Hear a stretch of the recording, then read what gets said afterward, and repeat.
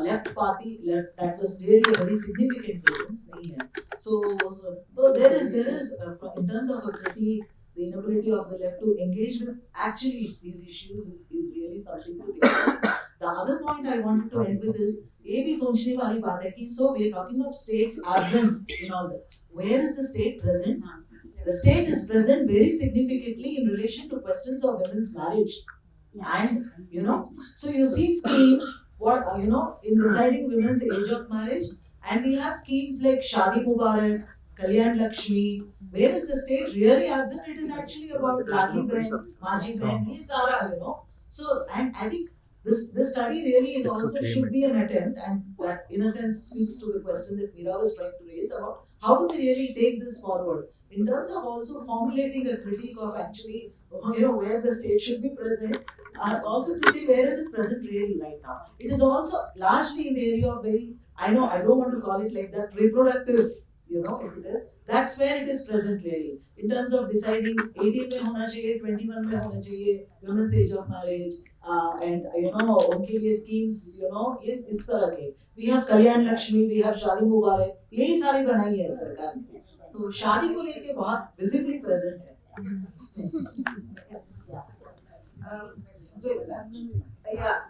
Remaining questions.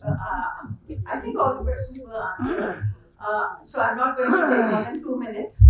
I just want to say a couple of things. It's not possible to summarize this, but it is important to think of the way forward.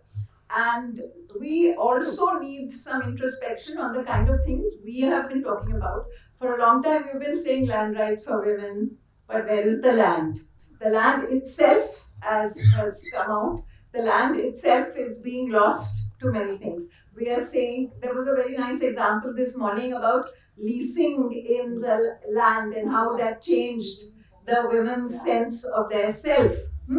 But, where are the commons to lease in? What is happening to the commons? So these are the kind of questions that we also need to look at, to take this kind of our understanding forward in a more concrete way. The other thing is that, and this, when we talk of a gendered perspective, and even in our own study, it is very important. It has brought out the kind of, as someone said, that the state, what the state has done and how the women are bearing the burden. But there's also the other side. And I think especially in Punjab, the gender question is now a male question. Why are so many young men taking to drugs? That is a gender question. We are not addressing it. What are the aspirations of young men? Where is this violence coming from? So there is a big gender question which it cannot be answered by only looking and studying women. Then we are again, the burden on women will increase. Somebody asked about the zero budget. With a lot of the organic farming, what we are seeing very clearly is that the labor of women is increasing. Whereas, I think these are some broad questions which perhaps we can take up in the afternoon. Since lunch is now 45 minutes late, I will not take more time. Issues of structural violence and the way forward. The chair for the session is Professor Kesar Singh Pangu. Sir Punjabi University का एक बहुत अहम हिस्सा रहे हैं. वो centre for economic change department of economics के साथ एसोसिएटेड है. आप रेवोल्यूशनरी वर्क के पायनियर हैं. आपका एकेडमिक और एडमिनिस्ट्रेटिव वर्क आपके संवेदनशील एटीट्यूड को रिफ्लेक्ट करता है. आपका काम, आपका फार्मर्स और फार्मिंग और उनके इश्यूज को लेकर आपकी जो समझ है, आपकी जो एम्पैथी है, आपका उसको लेकर जो डेवलपमेंटल एटीट्यूड रहा है, और कहीं ना कहीं एक fierce need to fight for the right जो रहा है, वो आपको एक चेंज मेकर बनाता है. And we are really honored to have you here, sir. We welcome you on the stage. Professor Kesar Singh. He's still not here. Okay. I was informed that the next session chair was here. So you gave the introduction because the maybe you can invite the speakers to go up there. Yeah. So the speakers for this particular session are Devinder Sarma sir and Dr. Sarabjit Singh. I'll introduce them briefly. The beauty of our guests is हमारे जो guests हैं उनके साथ एक बहुत खूबसूरत बात है कि सबके जो नाम के साथ introductions हैं वो बहुत बड़े हैं. मेरे लिए उस सबको compile कर पाना बहुत tough था. तो मैंने अपने शब्दों में मुझे जो समझ आया उसे छोटे छोटे तरीके से लिख लिया क्योंकि इसमें टाइम मैं गंवाना नहीं चाहूँगी. There is a lot more to learn from them actually.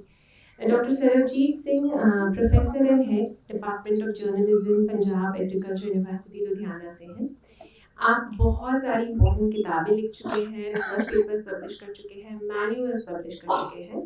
आपको doctor Dalip Singh Deep memorial award for social service PAU से नवाजा भी गया है. आप drug free meaningful productive youth development को प्रमोट करने के लिए एक टायरलेस कोशिश कर रहे हैं. We are honored to have you here with us, sir, and we welcome you all to this stage.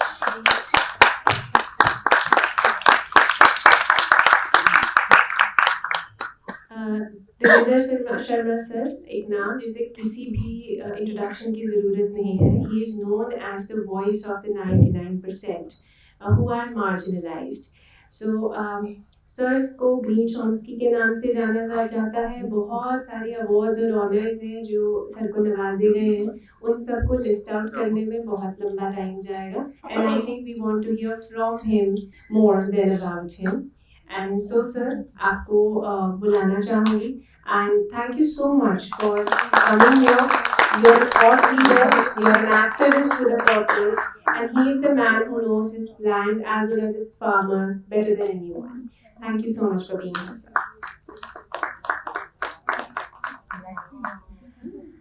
And now, the chair of the session. I hope he's here. Perfect. I had given you an introduction already, but I'll maybe just do it once again. So, sir, Punjabi University का एक बहुत अहम हिस्सा रहे हैं. Center for Economic Change Department of Economics के साथ associated है at the present. आप revolutionary work आपने किया है in the field that you're working in, and your thought processes have emerged as a key change making thought process for everybody. We welcome you, sir. We welcome you with a warm heart, and I hand over the session to you. Thank you so much. Both the mics are in this session, I also welcome Devinder Sharma ji and Sardar Sarabjit Singh ji, two main speakers in this session. We have Vana, 20 minutes for each presentation, okay, and 20 minutes for discussion. This session is devoted to agrarian distress in Punjab, magnitude and manifestation of this agrarian distress in Punjab. First of all, I invite Sardar Sarabjit Singh to make a presentation.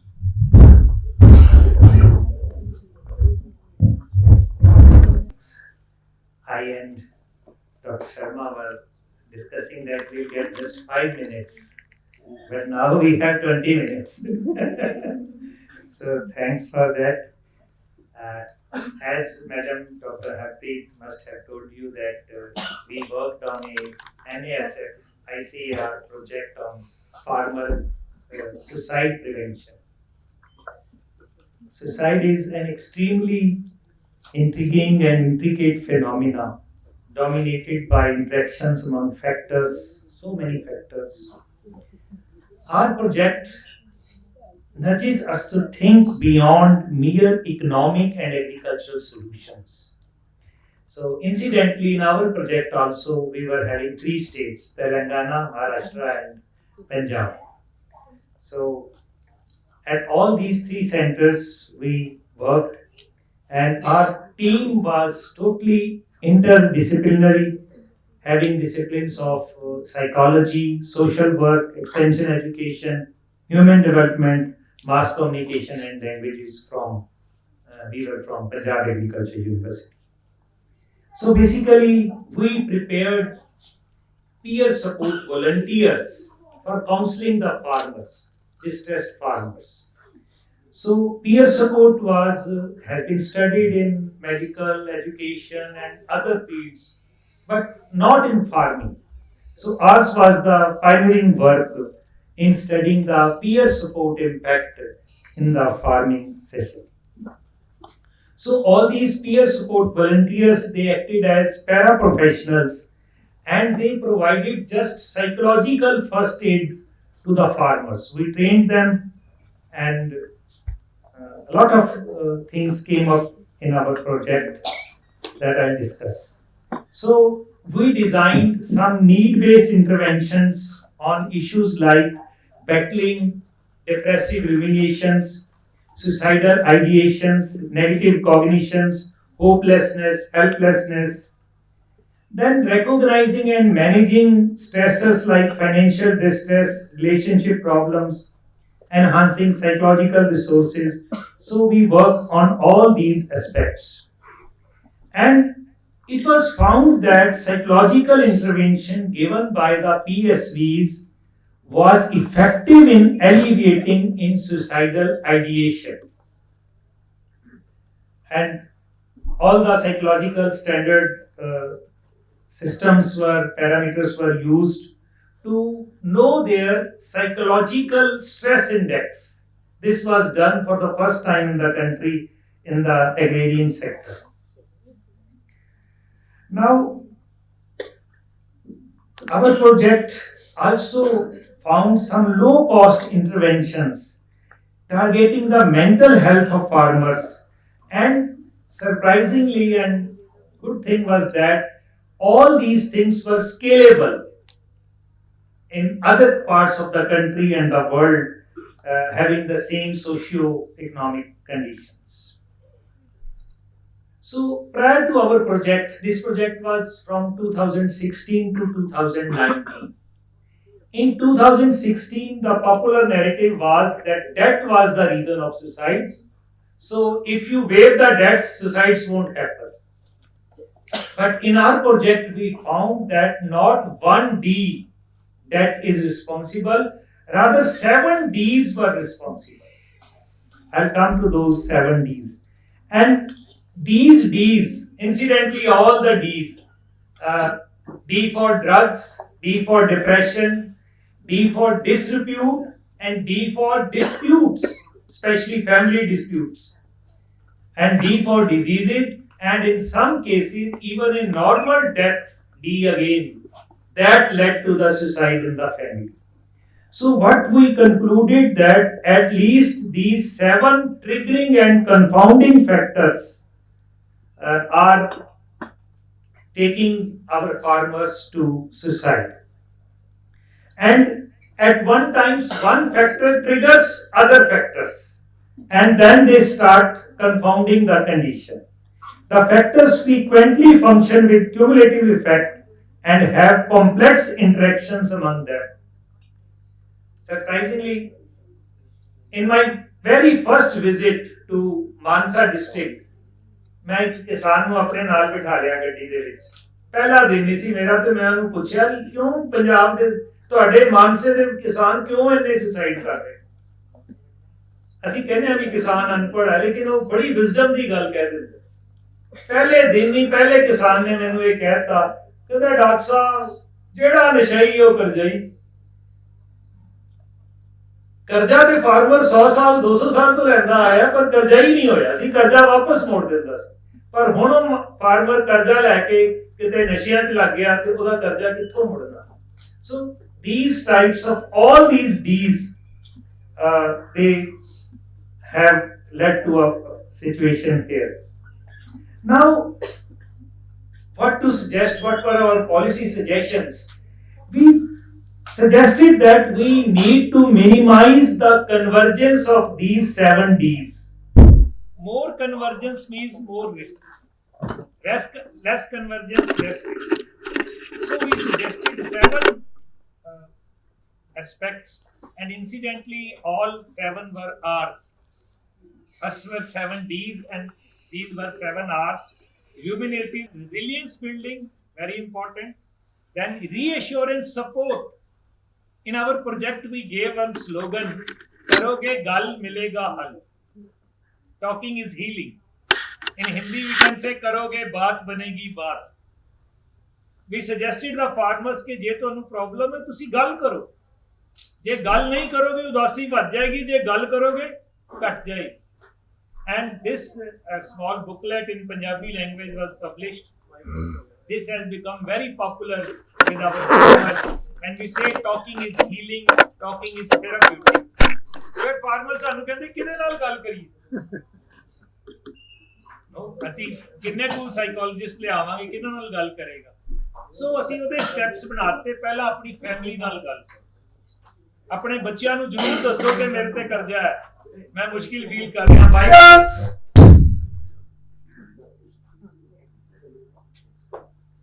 Then ਅਗਰ ਉੱਥੇ ਗੱਲ ਨਹੀਂ ਬਣਦੀ, ਆਪਣੇ ਅੱਛੇ friends ਨੂੰ ਦੱਸੋ. ਅੱਛੇ ਇਜ਼ ਵੈਰੀ ਇੰਪੋਰਟੈਂਟ. ਇਨਵਰਟਡ ਕੋਮੇ ਵਾਲੇ ਫਰੈਂਡਸ ਨਹੀਂ ਜਿਹੜੇ ਨਸ਼ਾ ਲਗਾਦੇ ਨੇ. ਅਗਰ ਉੱਥੇ ਵੀ ਗੱਲ ਨਹੀਂ ਬਣਦੀ, ਦੈਨ ਤੁਸੀਂ ਕਿਸੇ ਟੀਚਰ, ਕਿਸੇ ਹੋਰ ਸਕਾਲਰ, ਕਿਸੇ ਐਲਡਰ ਵਿਲੇਜ ਦੇ ਉੱਥੇ ਗੱਲ ਕਰੋ. ਜੇ ਉੱਥੇ ਵੀ ਨਹੀਂ ਗੱਲ ਬਣਦੀ, then go to a professional. And resilience building ਦੇ ਵਿੱਚ ਅਸੀਂ ਫਾਰਮਰਸ ਨੂੰ ਕਹਿਣਾ ਸ਼ੁਰੂ ਕੀਤਾ, ਭਾਈ ਮੁਸ਼ਕਿਲਾਂ ਤੋਂ ਘਬਰਾਇਆ ਨਾ ਕਰੋ, ਮੁਸ਼ਕਿਲਾਂ ਸਾਨੂੰ ਮਜ਼ਬੂਤ ਬਣਾਉਂਦੀਆਂ ਨੇ, ਮੁਸ਼ਕਿਲਾਂ ਸਾਡਾ ਫਾਇਦਾ ਕਰਦੀਆਂ ਨੇ. ਤੁਸੀਂ ਯਾਦ ਕਰੋ ਵੀ ਹਰ ਮੁਸ਼ਕਿਲ ਜਿਹੜੀ ਆਈ ਉਸ ਤੋਂ ਬਾਅਦ ਅਸੀਂ ਜ਼ਿਆਦਾ ਡਿਵੈਲਪ ਹੋਏ. ਐਂਡ ਆਈ ਸਟਿਲ ਰਿਕਾਲ ਇੱਕ ਜਗ੍ਹਾ ਤੇ ਇੱਕ ਫਾਰਮਰ ਨੇ ਮੈਨੂੰ ਮੇਰੇ ਨਾਲ ਆਟਾ ਡਾਲਿਆ, ਕਹਿੰਦਾ ਡਾਕਟਰ ਸਾਹਿਬ ਇਹ ਕੋਈ ਗੱਲ ਨਹੀਂ ਜੀ, ਜੇ ਮੁਸ਼ਕਿਲਾਂ ਚੰਗੀਆਂ ਹੁੰਦੀਆਂ ਸੀ ਅਰਦਾਸ ਕਰਦੇ ਪਰਮਾਤਮਾ ਮੁਸ਼ਕਿਲ ਦੇ ਦੇ. ਮੁਸ਼ਕਿਲ ਚੰਗੀ ਨਹੀਂ ਹੁੰਦੀ, ਮੁਸ਼ਕਿਲ ਮਾੜੀ ਹੁੰਦੀ. Then I suggested to him ਕਿ suppose ਕਰੋ ਮੇਰੇ ਤੇ ਇੱਕ ਮੁਸ਼ਕਿਲ ਆਈ, ਮੈਂ ਇੱਕ ਹਫ਼ਤਾ ਪਰੇਸ਼ਾਨ ਰਿਹਾ, ਇੱਕ ਸਾਲ ਬਾਅਦ ਉਹ ਮੁਸ਼ਕਿਲ ਦੁਬਾਰਾ ਆ ਗਈ. ਹੁਣ ਮੈਂ ਇੱਕ ਹਫ਼ਤਾ ਪਰੇਸ਼ਾਨ ਹੋਵਾਂਗਾ, ਵੱਧ ਕੇ ਘੱਟ ਕਿਉਂ? ਕਿਉਂਕਿ ਮੈਂ ਉਹਦੇ ਚੋਂ ਨਿਕਲ ਚੁੱਕਾ. 2 ਸਾਲ ਬਾਅਦ ਉਹੀ ਮੁਸ਼ਕਿਲ ਫੇਰ ਆ ਗਈ, ਹੁਣ ਹੋ ਸਕਦਾ ਮੈਂ ਪਰੇਸ਼ਾਨ ਹੀ ਨਾ ਹੋਵਾਂ. ਕਮਾਲ ਦੀ ਗੱਲ, ਮੁਸ਼ਕਿਲ ਹੋਈ, ਬੰਦਾ ਹੋਈ, ਪਹਿਲੀ ਵਾਰੀ ਇੰਨਾ ਘਬਰਾਇਆ, ਦੂਜੀ ਵਾਰੀ ਘੱਟ ਘਬਰਾਇਆ, ਤੀਜੀ ਵਾਰੀ ਘਬਰਾਇਆ ਹੀ ਨਹੀਂ. COVID is the best example. Yes. So mindset change ਕਰਨ ਦੀ ਲੋੜ ਹੈ ਕਿ ਮੁਸ਼ਕਿਲ ਆਏ ਤੇ ਘਬਰਾ ਜਾਣ ਨਾਲੋਂ ਸੋਚੋ ਵੀ ਇਹ ਮੈਨੂੰ ਡਿਵੈਲਪ ਕਰੇਗੀ, ਮੈਨੂੰ ਅੱਗੇ ਲੈ ਕੇ ਜਾਏਗੀ. ਰੈਜ਼ਿਲੀਅੰਸ ਬਿਲਡਿੰਗ, ਬਾਉਂਸ ਬੈਕ. ਪੰਜਾਬ ਕਿਸੇ ਵੇਲੇ ਬਹੁਤ ਬਾਉਂਸ ਬੈਕ ਕਰਦਾ ਸੀ. ਹੁਣ ਵੱਡੀ ਇੱਕ ਚੈਲੰਜ ਹੈ ਕਿ ਸਾਡੇ ਲੋਕ ਹੁਣ ਮੁਸ਼ਕਿਲ ਨੂੰ, ਛੋਟੀ ਜੀ ਗੱਲ ਨੂੰ ਵੱਡਾ ਕਹਿਣਾ ਸ਼ੁਰੂ ਹੋ ਗਏ. ਪਹਿਲਾਂ ਅਸੀਂ ਬਦਾਮ, ਛੋਲਿਆਂ ਨੂੰ ਬਦਾਮ ਕਹਿੰਦੇ ਹੁੰਦੇ ਸੀ, ਹੁਣ ਬਦਾਮਾਂ ਨੂੰ ਛੋਲੇ ਕਹਿਣ ਲੱਗ ਗਏ, ਮਿਲਦੇ ਨਹੀਂ ਸੀ. So next was rational expenditure. This again was a hit with farmers. Our vice chancellor at that time, ਜਦੋਂ ਮੈਂ ਉਹਨਾਂ ਨੂੰ ਆਪਣੀ midway, I shared with him the findings of my study, and I said ਕਿ farmers ਬਹੁਤ ਜ਼ਿਆਦਾ social events ਤੇ spending ਕਰ ਰਹੇ ਨੇ. They are splurging money like anything, and so much so they are taking loan for marriages, and not only for marriages, for ਭੋਗ ਵੀ, death ceremonies ਲਈ ਵੀ ਉਹ ਲੈ ਰਹੇ ਨੇ. So our university gave a slogan, ਸਾਦੇ ਵਿਆਹ ਸਾਦੇ ਭੋਗ, ਨਾ ਕਰਜ਼ਾ ਨਾ ਚਿੰਤਾ ਰੋਗ. Going for simple weddings and simple ceremonies, ਤੁਹਾਡੀ ਚਿੰਤਾ ਨਹੀਂ ਹੋਏਗੀ, ਕੋਈ ਕਰਜ਼ਾ ਨਹੀਂ ਹੋਏਗਾ. And in 2017, for the first time in the history of PAU, this slogan was taken as a theme for Kisan Mela. And incidentally, that was the 50th year Kisan Mela. So first time university ने agriculture environment ਨੂੰ ਛੱਡ ਕੇ social issues ਨੂੰ ਆਪਣੇ ਕਿਸਾਨ ਮੇਲੇ ਦਾ theme ਬਣਾਇਆ. And ਕਿਉਂਕਿ ਅਸੀਂ ਬੜੀ, ਸਾਡੀ ਜਿਹੜੀ society ਹੈ ਨਾ, ਅਸੀਂ conservative ਹਾਂ, ਕੋਈ ਨਵੀਂ ਚੀਜ਼ ਹੋਏ ਅਸੀਂ ਇੱਕਦਮ ਵਿਰੋਧ ਕਰਦੇ ਹਾਂ, immediately ਅਸੀਂ ਉਹਦਾ ਵਿਰੋਧ ਕਰਦੇ ਹਾਂ. Next day in one newspaper ਇਸ theme ਦੇ ਖਿਲਾਫ ਇੱਕ news ਲੱਗ ਗਈ. I thought my vice chancellor will call me कि तेरे करके देख यूनिवर्सिटी की बदनामी हो रही है. After 2 days, a very popular farm leader, ਉਹਦਾ ਇੱਕ ਬੜੇ ਪੰਜਾਬੀ ਅਖਬਾਰ ਦੇ ਵਿੱਚ ਉਹਦਾ ਲੇਖ ਸੈਂਟਰ ਪੇਜ ਤੇ ਛਪ ਗਿਆ ਕਿ PAU ਸਾਨੂੰ ਮੱਤਾਂ ਦੇਣ ਲੱਗ ਗਈ ਹੈ, ਕਿਸਾਨ ਦਾ ਦਿਲ ਨਹੀਂ ਕਰਦਾ ਚੰਗੇ ਵਿਆਹ ਕਰਨ ਨੂੰ। ਸੋ ਦਿਸ ਵਾਸ ਹਾਈਟ ਆਫ ਦਾ ਸਿਚੁਏਸ਼ਨ। ਮੇਰੇ ਨਾਲ ਦੇ ਕਲੀਗਸ ਵੀ, ਜਿਵੇਂ ਕਿਉਂਕਿ ਸਰਬਜੀਤ ਨੇ ਸਲੋਗਨ ਦਿੱਤਾ ਇਸ ਕਰਕੇ ਮੇਰਾ ਮਜ਼ਾਕ ਉਡਾਉਣਾ ਸ਼ੁਰੂ ਹੋ ਗਿਆ। ਬਟ ਡੀਅਰ ਪਾਰਟਿਸਪੈਂਟਸ, ਪੰਜਾਬ ਵਾਲੇ ਤੇ ਤੁਸੀਂ ਜਾਣਦੇ ਹੋ, ਯੂਨੀਵਰਸਿਟੀ ਨੇ ਕੇਵਲ ਇੱਕ ਨਾਰਾ ਦਿੱਤਾ ਸੀ, ਇਹਦੀ ਇੱਕ ਬੁੱਕ ਬਣਾਈ ਸੀ। First day 4000 books were sold. Next Mela, after 3-4 days, were at Bathinda. In 2 hours, 6,000 books were sold in Bathinda, more than in Ludhiana. And later on, many farmers, they painted this slogan in their villages. मैंने लोग आके पूछते थे तेरे project में पैसे नहीं, तू लिखवा रहा है? मैं कहा नहीं, मैं नहीं लिखवा रहा। So much so, many village panchayats, they adopted resolutions कि साढ़े हम भोगा ते है खर्चे नहीं होंगे, while this was no recommendation by the university.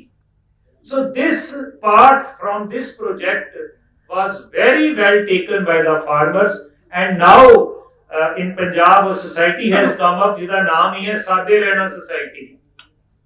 They are working, they are saying that asal gehna Saade Rehna.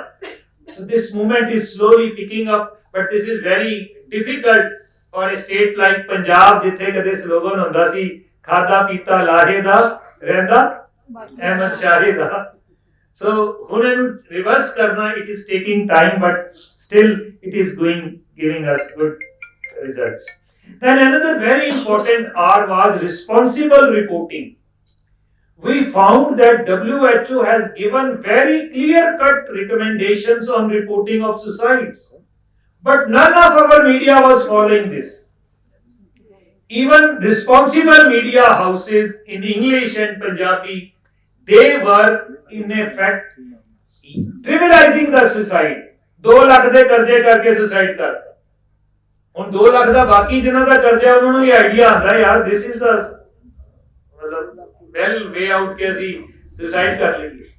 So we went to all the newspapers, we wrote to them, aur kuch ne sanu respond bhi kita ke assi apni ede vich we told them ki ghatto ghat method na dasso tusi, ਉਹਨੂੰ ਇੰਨਾ simplify ਨਾ ਕਰੋ ਕਿ ਬਸ ਕਰਜ਼ੇ ਕਰਕੇ ਕੀਤਾ, because we found not only karza but these 7 D's are responsible. So sound social and psychological mindset helps one to cope up with adverse situations in a better way. Another recommendation, what we said in our suggestion, that we need to redefine the contours of agriculture education. Curricula, cultivating the seeds of resilience. I gave a motivation to all my scientists and teachers in my university that only a vibrant farmer can do vibrant farming. Green revolution क्यों आया? क्योंकि farmer उस वेले बहुत तैयार सी, चढ़दी कला सी, what we say in Punjabi. ਹੁਣ ਜਿਹੜਾ ਸਾਡਾ farmer ਹੈ ਉਹ ਡਰਗੀ ਬਣ ਗਿਆ, ਉਹ depressed ਹੈ, ਤੁਸੀਂ ਉਹ ਤੋਂ expect ਕਰ ਰਹੇ ਹੋ ਕਿ ਇਹ yield ਅੱਗੇ ਲੈ ਕੇ ਜਾਏ. So many other factors, लेकिन ਉਹਦੀ vibrancy होनी that is very important. Because farmers do not need money only, they need motivation too. ਅਗਰ ਸ਼ਹਿਰਾਂ ਵਿੱਚ ਸਾਨੂੰ ਹੁਣ ਕਾਉਂਸਲਿੰਗ ਦੀ ਲੋੜ ਹੈ ਤੇ ਪਿੰਡਾਂ ਵਿੱਚ ਸਾਡੇ ਫਾਰਮਰਸ ਨੂੰ ਵੀ ਕਾਉਂਸਲਿੰਗ ਦੀ ਲੋੜ ਹੈ, ਐਂਡ ਅਨਫੋਰਚੂਨੇਟਲੀ ਸੋਸ਼ਲ ਫੈਬਰਿਕ ਉੱਥੇ ਵੀ ਪੂਰਾ ਟੁੱਟ ਗਿਆ। ਪਹਿਲਾਂ ਕਹਿੰਦੇ ਸੀ ਕੋਈ ਮੁਸ਼ਕਿਲ ਹੈ ਤੇ ਕੋਠੇ ਚੜ੍ਹ ਕੇ ਰੌਲਾ ਪਾਓ, ਟੈਲ ਐਵਰੀਵਨ। ਹੁਣ ਸਾਰੇ ਇੰਡੀਵਿਜੂਅਲਿਸਟਿਕ ਬਣ ਗਏ ਨੇ, ਲੋਕ ਦੱਸਦੇ ਹੀ ਨਹੀਂ ਤੇ ਛੋਟੀ ਪ੍ਰੋਬਲਮ ਵੀ ਜਿਹੜੀ ਹੈ ਉਹ ਵੱਡੀ ਹੋ ਜਾਂਦੀ ਹੈ। But a very comforting thing about suicides is that it is preventable. And another good thing is that anywhere in the world where people have worked for suicide prevention, the suicide rate has come down, especially in Russia, South Korea, Japan. These 3 countries used to have highest rates in the world, but now they have come down because they have worked on their farmers. So we need a host of self-motivated extension specialists who can stimulate the farmers and impart them required life skills. Similarly, some other suggestions for the universities. We need, yes. Now is the time to introduce farmers' overall well-being in the mandate of universities. Overall well-being, not only their agricultural production, and the universities need to become harbingers of hope for the farmers. Then we recommended that all the SAUs and KVKs, Krishi Vigyan Kendras, they can become primary mental health care centers for the farmers. Farmers then means restriction. At least pesticides.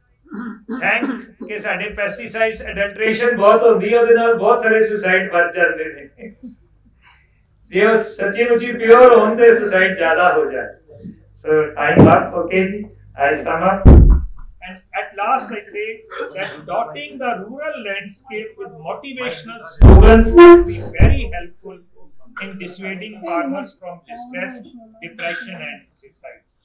Thank you.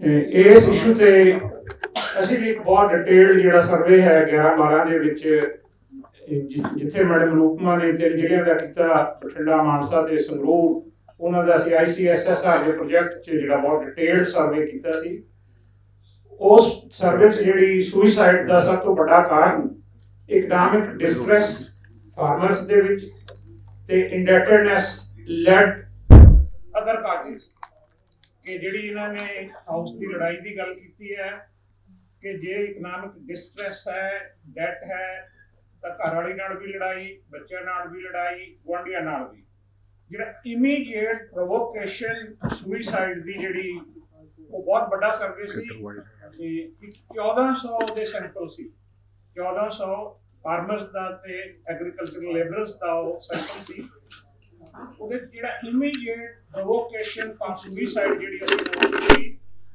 ਉਹ humiliation ਸੀ immediate humiliation ਜਾਓ ਭਾਰਤੀय ਵੱਲੋਂ ਸੀ ਜਾਂ ਜਿਹਨੂੰ ਕਰਦੇ ਰਹੇ ਉਹਦੇ ਵੱਲੋਂ ਸੀ ਕਿ 80% ਜਿਹੜੀ ਸਮਾਲ ਤੇ ਮਾਰਜਨਲ ਫਾਰਮਰ ਸੀ ਤੇ ਜਿਹੜੇ ਮੀਡੀਅਮ ਤੇ ਲਾਰਜ ਫਾਰਮਰਸ ਨੇ ਉਹਨਾਂ ਦੇ ਵਿੱਚ 2% ਜਿਹੜੇ ਸੁਇਸਾਈਡ ਦੇ ਜਿਹੜੇ ਕੇਸ ਸੀ ਇਹਨਾਂ ਨੇ ਬਹੁਤ ਅੱਛੇ ਜਿਹੜੇ ਵਿਚਾਰ ਪੇਸ਼ ਕੀਤੇ ਕਿ 7 Ds ਨੇ ਉਹਨਾਂ ਦੇ 7 R ਸੋਲੂਸ਼ਨਸ ਨੇ ਤੇ ਮੈਂ ਹੁਣ ਜਿਹੜੇ ਬਹੁਤ ਹੀ ਪ੍ਰਸਿੱਧ ਆਪਣੇ ਸ਼ਰਮਾ ਜੀ ਨੇ ਇਸ ਵਿਸ਼ੇ ਤੇ ਕੰਮ ਕਰਦੇ ਕਹਾਵਤ ਹੈ ਕਿ ਜਿਹਦੇ ਘਰ ਦਾਣੇ ਉਹਦੇ ਕਮਲੇ ਦੇ ਸਿਆਣੇ which if I translate it in the present context would mean he who is adequately getting his income his children are healthy, wealthy and wise. I think the correlation that we are trying to find today about the distress that prevails in the farming sector vis-a-vis the economic policies, I think should give us a very clear message that when we look at economic distress or distress in the farming community, we should do it like what Charan Singh said once. He said कि किसान को एक नजर अपने हल पे होनी चाहिए और दूसरी नजर दिल्ली पे होनी चाहिए. I think similarly those who are talking about farmers farming distress should keep one eye on farming distress, second eye on the economic policies the world is following. And unless you see the macroeconomic policies, how they are deliberately designed to keep agriculture impoverished, you would never be able to reason out why the suicide or the distress rate is actually going up, from season to season or from year to year. And that is a correlation which I find that the mainline economic thinking is not at all trying to evaluate or trying to work out. Why I'm saying this is because about 15 years back, I remember a story in New York Times which said that the distress was so severe in America on the farm sector that one farmer first killed his 51 cows, he shot his 51 cows and then he shot himself. Look at the gruesome of the kind of a suicide phenomena that we are all, of course, prevalent as far as India is concerned. But in America, the rate of suicide in rural America today is 3.5 times higher than the national average.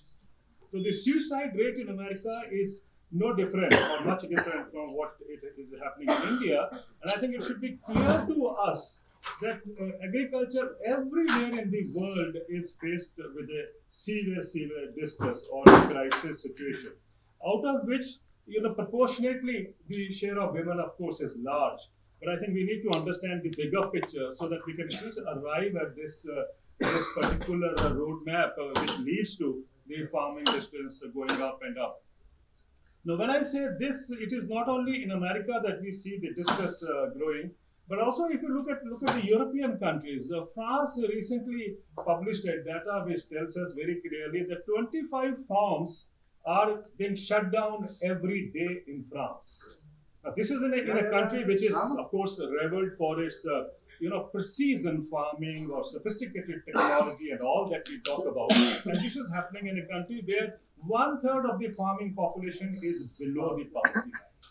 Now, this is a clear indication that whether it is Punjab or whether it is India or whether it is France or the United States, the entire farming community all over the world is in distress. Now, you cannot identify, the particular reasons that are happening in Punjab or Telangana or other parts of the country, and then try to see, no, they are different from what is happening in America or the other European countries and so on. The point I'm trying to make here is that globally, as I said earlier, agriculture has been designed in such a manner that agriculture will remain impoverished. And when we try to say that, we have this scheme or new scheme or another scheme or an FPO or a startup and so on, which will, of course, we have stories saying, ek kisan ne 1 acre se 20 lakh kamaye, all this miracle can be expecting 27 rupees per day. That is where everything boils down to, and we somehow refuse to look at the startling figures which tells us how agriculture has been deliberately kept impoverished. If you say that you need to provide farmers a kind of assured income, the country is up in arms. पैसा कहाँ है? पैसा अगर हमारा ये होगा तो सारी इकोनॉमी ध्वस्त हो जाएगी.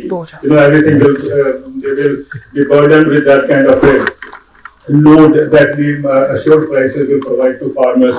And when I say, why are you worried about how much the agriculture, the burden would be? When you look at the 7th Pay Commission, or the 8th Pay Commission employees are asking now, in 7th Pay Commission, Credit Suisse report gives us a very interesting data. It tells us that 4 to 5% of the population gained because of the 7th Pay Commission, and that gain, if you look into terms of money that the government had to spend additionally every year over the budget that the employees have, it was 4.5 lakh crore to 4.8 lakh crore every year. Nobody talked about where will the money come from. So that is the kind of a thinking. Abhi bhi 8th Pay Commission pe baat ho rahi hai. We have started talking about 8th Pay Commission. Nobody is going to ask again where will the money come from. लेकिन अगर आपने किसानों को, if you give farmers 2 lakh crore rupees, let's say per year additional, there's a hangama in this country. Where will this money come from? This is a dole, this is going to be going down the drain and so on and so forth. And this is exactly what is happening in America. Don't think that America is not affected with the same kind of economic thinking. If you look at America, the prices or the assured income for a farmer has been in a decline for last 40 years. The decline is so severe that this year again, they are going to have a severe crisis as far as the bankruptcy in agriculture is concerned. They've already announced, the Senate Committee on Agriculture has already announced that this year, out of the 5 farmers, there are already 1.5% population left in America now in agriculture. Out of which, every 5 farmer, 1 farmer will disappear this year. That tells you, the phenomena of distress is so severe and so huge and so widespread that we refuse to see that the bigger culprit is the economic design. We have deliberately, as I said, keep on saying again and again, we need to understand ये क्या हो क्या रहा है. Now, interestingly, when you look at America, as I gave you the figure, the European figures and so on, in all these countries, the number of farmers is going down or they are being pushed out of agriculture. In India, despite the government wanting to push people out of agriculture all these years, the number of farmers or agriculture household has now gone up. We are not even talking about that. There is a reverse migration that has is taking place in India, and that reverse migration has brought the percentage of population involved in agriculture from 42% back to 57%, as the NABARD tells us. So agricultural households in Punjab, yes, we know people are going away, so we think there are not many people left in agriculture. But if you look at Haryana, the agricultural household number has increased from 36% to 58% now, which means 22% increase in the number of agricultural households in Haryana. I'm just talking about these two neighboring states to give you an idea. So all over the world, the number of farmers as was designed has been pushed out, the number of farmers coming down. In India, despite the design, the number has bounced back. Whether you call it the COVID effect or post-COVID effect or whatever, but 7 crore people moving from the cities to the villages, I think is not romanticizing. It is a figure that we have to take it seriously. Already we have 14 crore farmers who have land and who are into agriculture.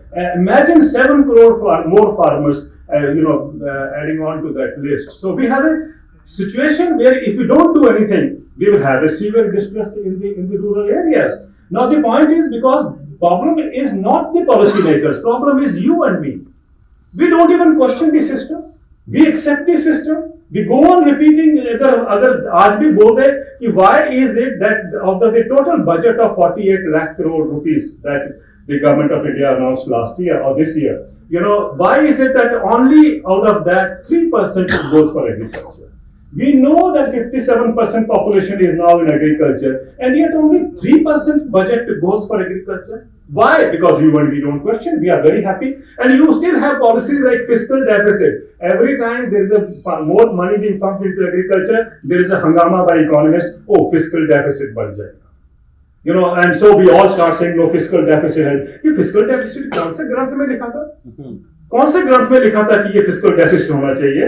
कहीं आपके system में जो आपने बनाया economic design, उसमें आपने fiscal deficit की बात कर दी, तो हम उसको रिपीटेडली करते हैं. और हमारे जो इकोनॉमिक्स जो स्टडीज का सिस्टम है सारी कंट्री में, we go on repeating what the World Bank, IMF, the Bretton Woods institutions and so on, so keep on telling us. अभी भी हम ये मानने को तैयार नहीं है कि we are a country which has रफली, as I said, 57% population now in agriculture.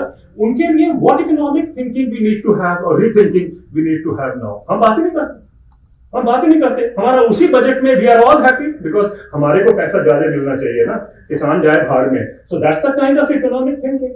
Now, given this situation, if I look at globally today, the very interesting study that I quote very often is a study done by OECD. Of course, we have number of studies in India which talks about the complexities in farming and the kind of distress that prevails and so on and so forth. लेकिन आप ये study देखिए, OECD is the richest trading bloc of the world. They have a study which is I think eye-opening. आप सुनते हैं कि everybody would say हमारा जो किसानों के लिए है, हमने ये स्कीम लाए, हमने वो स्कीम लाए, हमने तीसरी स्कीम लाए. So there is no reason people in the urban centers believe कि कोई खेती में कोई कारण है इसका distress का. But if you look at it, the OECD study brings about a data which I think should be a data which should be inscribed in the economics department all over the country. It tells us very clearly कि 2000 से पहले they were not doing that study. 2000 से लेके आज तक Indian farmer has been cultivating losses year after year. Indian farmers have been cultivating losses year after year. They have included all the kind of market support and the subsidy support and so on and so forth. किसी ने उसको challenge नहीं किया. If the government of India doesn't agree with it, as it does with normally many of the economic जो output आते हैं studies के, they should challenge it. After all, this is the richest trading bloc. And then when it says that farming is incurring losses year after year, मुझे बताइए आप distress कहाँ ढूंढ रहे हैं? आप distress कहाँ ढूंढ रहे हैं? The distress before you. Tell me anyone who can be living or doing his business, if he's incurring losses year after year. But nobody is questioning agriculture. एक और OECD की study देख लीजिए. वो ये कहते हैं कि between the year 2000 and 2016, इस 16 साल के पीरियड में Indian farmers lost 45 lakh crore. Despite my shouting at every platform that I would get, no university did a study on this. No assembly did a study on this or had a discussion. Parliament, of course, would have no time for it. 45 lakh crore रुपए का नुकसान हुआ किसानों को। अब आप सोचिए कि अगर ये कहीं कॉर्पोरेट को कहीं 5,000 करोड़ का भी नुकसान हो गया होता तो आप सब ने हंगामा करना था कि सब पॉलिसी पैरालिसिस हो गया है, इकोनॉमिक स्टिमुलस पैकेज दो, टैक्स कट्स दो and so on and so fourth. 45 lakh crore रुपए लॉस हुआ किसानों को, किसी ने बात नहीं की। And then we are looking for the causes behind distress. The point I'm trying to make is, yes, keep an eye there, but at the same time keep an eye on the economic policies. अब ये देखिए, दुनिया में there are 54 countries which are the major agriculture cultivating areas in the world. OECD कहता है कि 54 countries में, if you look into what is called as producer subsidy support, उसमें बड़ा interesting data है आपके सामने। वो ये कहता है कि out of these 54 countries, the countries which are in the negative zone are 3: Argentina, Vietnam and India. And it tells us very clearly कि अर्जेंटीना और वियतनाम जो हैं वो अपने फार्मर्स के लॉसेस को by way of subsidy support वो cover करते हैं। India is the only country in the world where farmers are left भगवान भरोसे। Where farmers are left भगवान भरोसे, this is OECD saying. And yet we have never gone into that kind of statistics to say globally how we are placed. If you are thinking the Chinese farmers or Norwegian farmers or French farmers or the British farmers वो इतना अच्छा क्यों कर रहे हैं, you must know that the total subsidy support for agriculture in all these 54 countries is $800 billion. $800 billion is the subsidy support plus the market intervention which actually provides them reasonable salary. जो मैंने कहा था कि जिनके घर दाने, उनके घर दाने इसलिए हैं क्योंकि they get that support from the government. In India, as I said earlier, we leave them. हमारे एक मंत्री ने भी कहा था किसानों को सरकार से कोई अपेक्षा नहीं करनी चाहिए। किसको करनी चाहिए? इंडस्ट्री को। That is why everything goes to the industry and we seem to be very happy कि एग्रीकल्चर का ये कारण है, वो कारण है। मुझे याद है एक हमारे पुराने चेयरमैन होते थे एग्रीकल्चर कमीशन के स्टेट के, वो ये बोला करते थे कि किसान जो है वो शराब बहुत पीते हैं। दूसरा था कि इनकी शादियों में बड़ा खर्चा होता। मैंने कहा अगर शराब पीने से लोग मरते होते तो पहली बात तो पत्रकार ही बहुत सारे मर गए होते अभी तक। And look at that class जो अच्छी शराब भी पीते हैं, मतलब they don't go for that kind of शराब, लेकिन ये डाला जाता है कि साहब ये शराब बहुत पीते हैं इसलिए मर रहे हैं। सब्सिडी का एक कारण ये भी बताया जाता होगा भी, but the point I am trying to make is कि लेट अस अंडरस्टैंड कि वो डिजाइन क्या है which will always keep the farmers perpetually indebted for that matter. अब देखिए चाइना का एग्जांपल दिया जाता है कि छोटी लैंड होल्डिंग, ये भी कहा जाता है हमारे देश में, जहां हमारी 86% land holdings are less than 2 hectares, तो बोला जाता है कि साहब ये इकोनॉमिकली वायबल नहीं होंगे। And we believe it. जब हमें बताया जाता है तो हम इसको मान लेते हैं कि वायबल नहीं होंगे। अरे यार आप वायबल करा के तो देखिए, एक बात।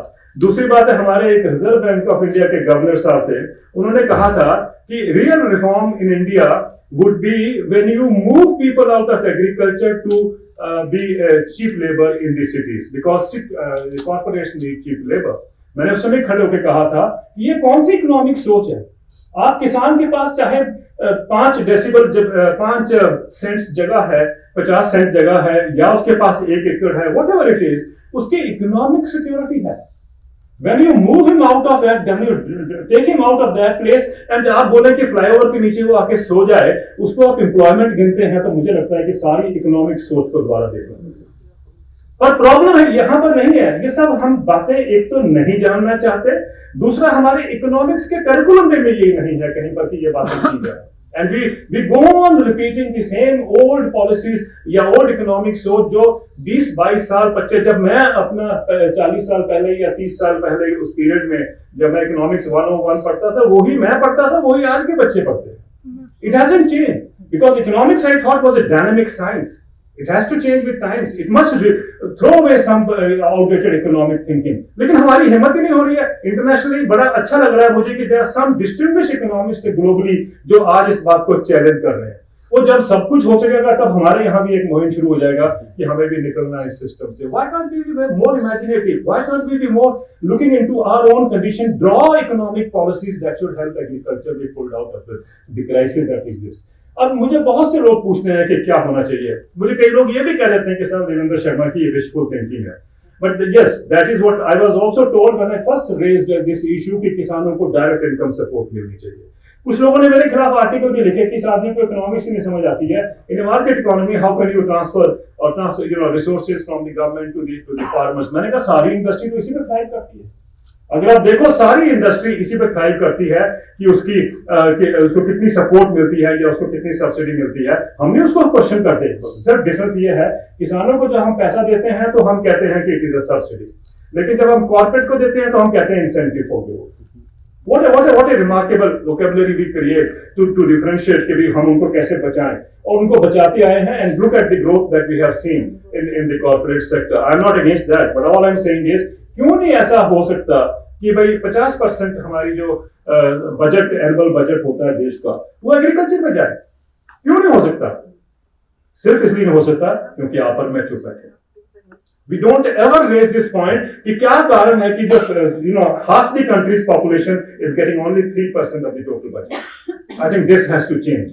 वो चेंज तभी होगा जब हम और आप सब उठ के इस आवाज को उठाएंगे कि सर एग्रीकल्चर को पैसा चाहिए, अगर डिस्ट्रेस को खत्म करना है, एग्रीकल्चर को इकोनॉमिकली वायबल बनाना है, और उसके ऑब्वियसली उसी रूप में हम जैसे जानते हैं कि वो जो प्रोपोर्शनेट डिस्ट्रेस हम देखते हैं विमेन को सहना पड़ता है। और इसलिए मेरा ये कहना है, I wind up with that statement, मेरा ये कहना है कि जो असली reason for the distress that prevails in the और फार्मर्स जो दुनिया भर में उसको सह रहे हैं is because farmers have been denied their rightful price. If they get their rightful income, I will assure you कि एग्रीकल्चर बहुत बेहतर हो जाएगा। I am not saying over the night ठीक हो जाएगा, but I think that is the beginning to reform agriculture, to see that in a country where we have 50%, which means 70 crore people living in or engaged with agriculture, और तब भी हम उनकी आवाज नहीं बनना चाहते। So I personally believe here is an opportunity, and I would thank Dr. Anupama for giving us this opportunity, bringing us all together and having a thinking and also a rethinking on what should be the economic policies that the country must move ahead on that particular track. डरिए मत कि भाई आपको कौन क्या कहेगा, या आप उसमें जो नेटवर्क है उसमें ऑपरेट नहीं कर पाएंगे, ये मत, इन बातों से मत डरिए। I think have the courage to stand up and say this is what the country needs. And I am telling you, किसी को नुकसान नहीं होगा।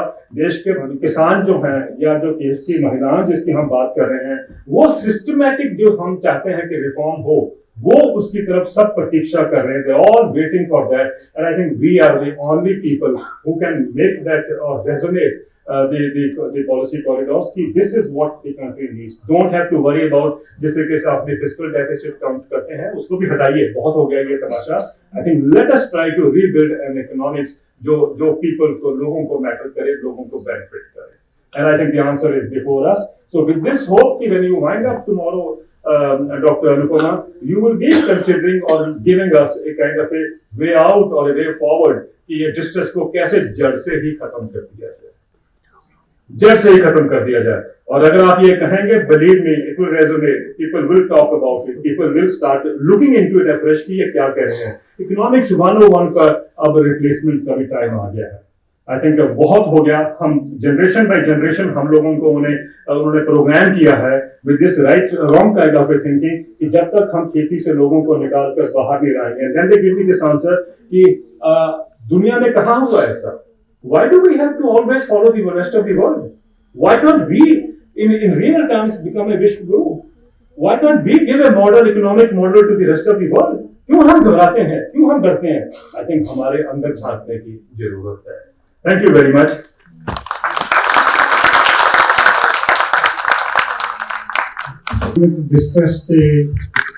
डिस्ट्रेस का ਜਿਹੜਾ ਹੱਲ ਹੈ ਉਹ ਸੁਝਾਇਆ ਕਿ ਰੀਓਰੀਐਂਟੇਸ਼ਨ ਆਫ ਇਕਨੋਮਿਕ ਪਾਲਿਸੀਜ਼।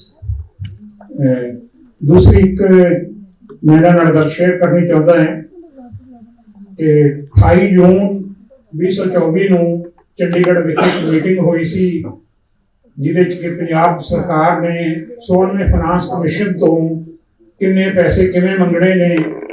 ਉਹਦੇ ਵਿੱਚ ਜਿਹੜੇ ਯੂਨੀਵਰਸਿਟੀਜ਼ ਤੋਂ ਕੁਝ ਟੀਚਰ ਬੁਲਾਏ ਗਏ ਸੀ। ਪ੍ਰੋਫੈਸਰ ਰਣਜੀਤ ਸਿੰਘ ਘੁੰਮਣ ਇੱਥੇ ਬੈਠੇ ਨੇ, ਮੈਂ ਵੀ ਉੱਥੇ ਗਿਆ ਸੀ।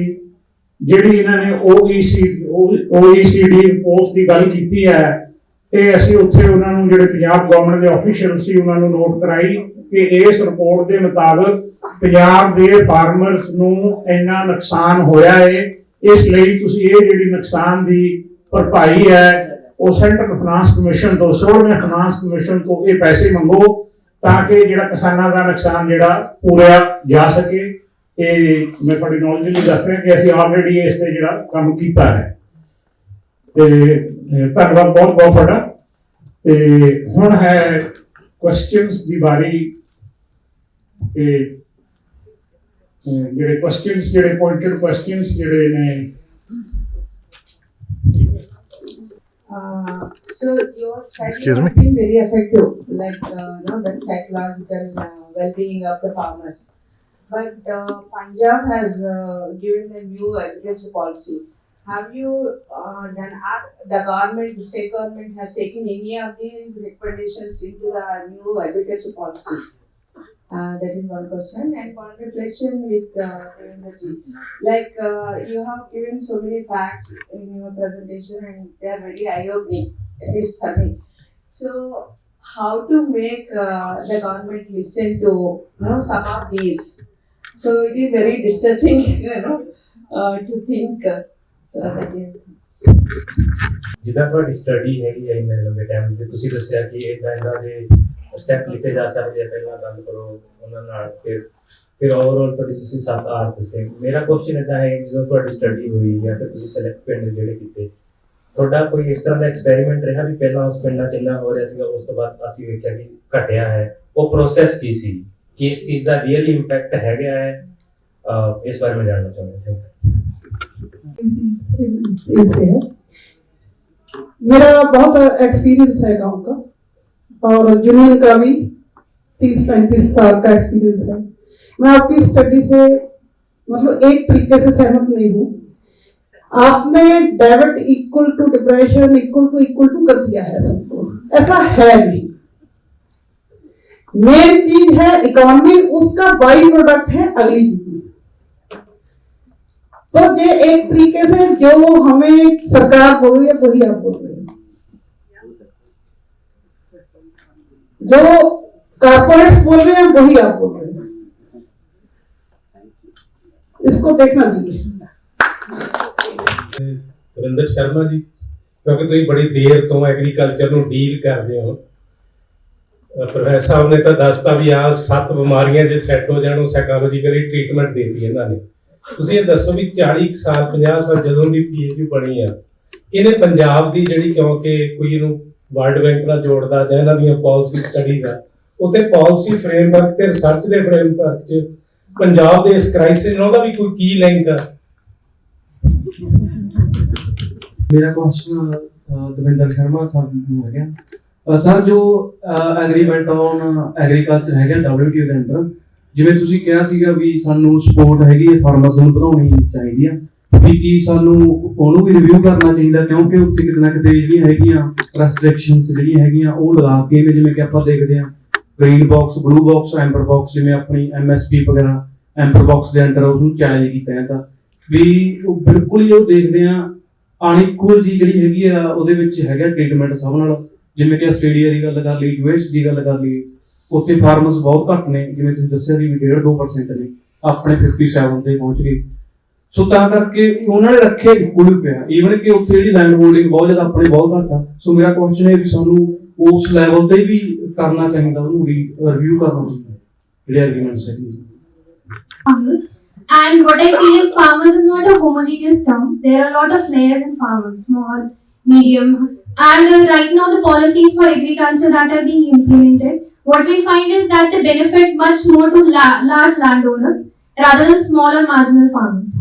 Even in case of industry, like you said, most of the policies are benefiting the industry. But what we see over there also, that it is benefiting the big industrialists rather than small. It is also talk of the town that small businesses are going out of practices and all.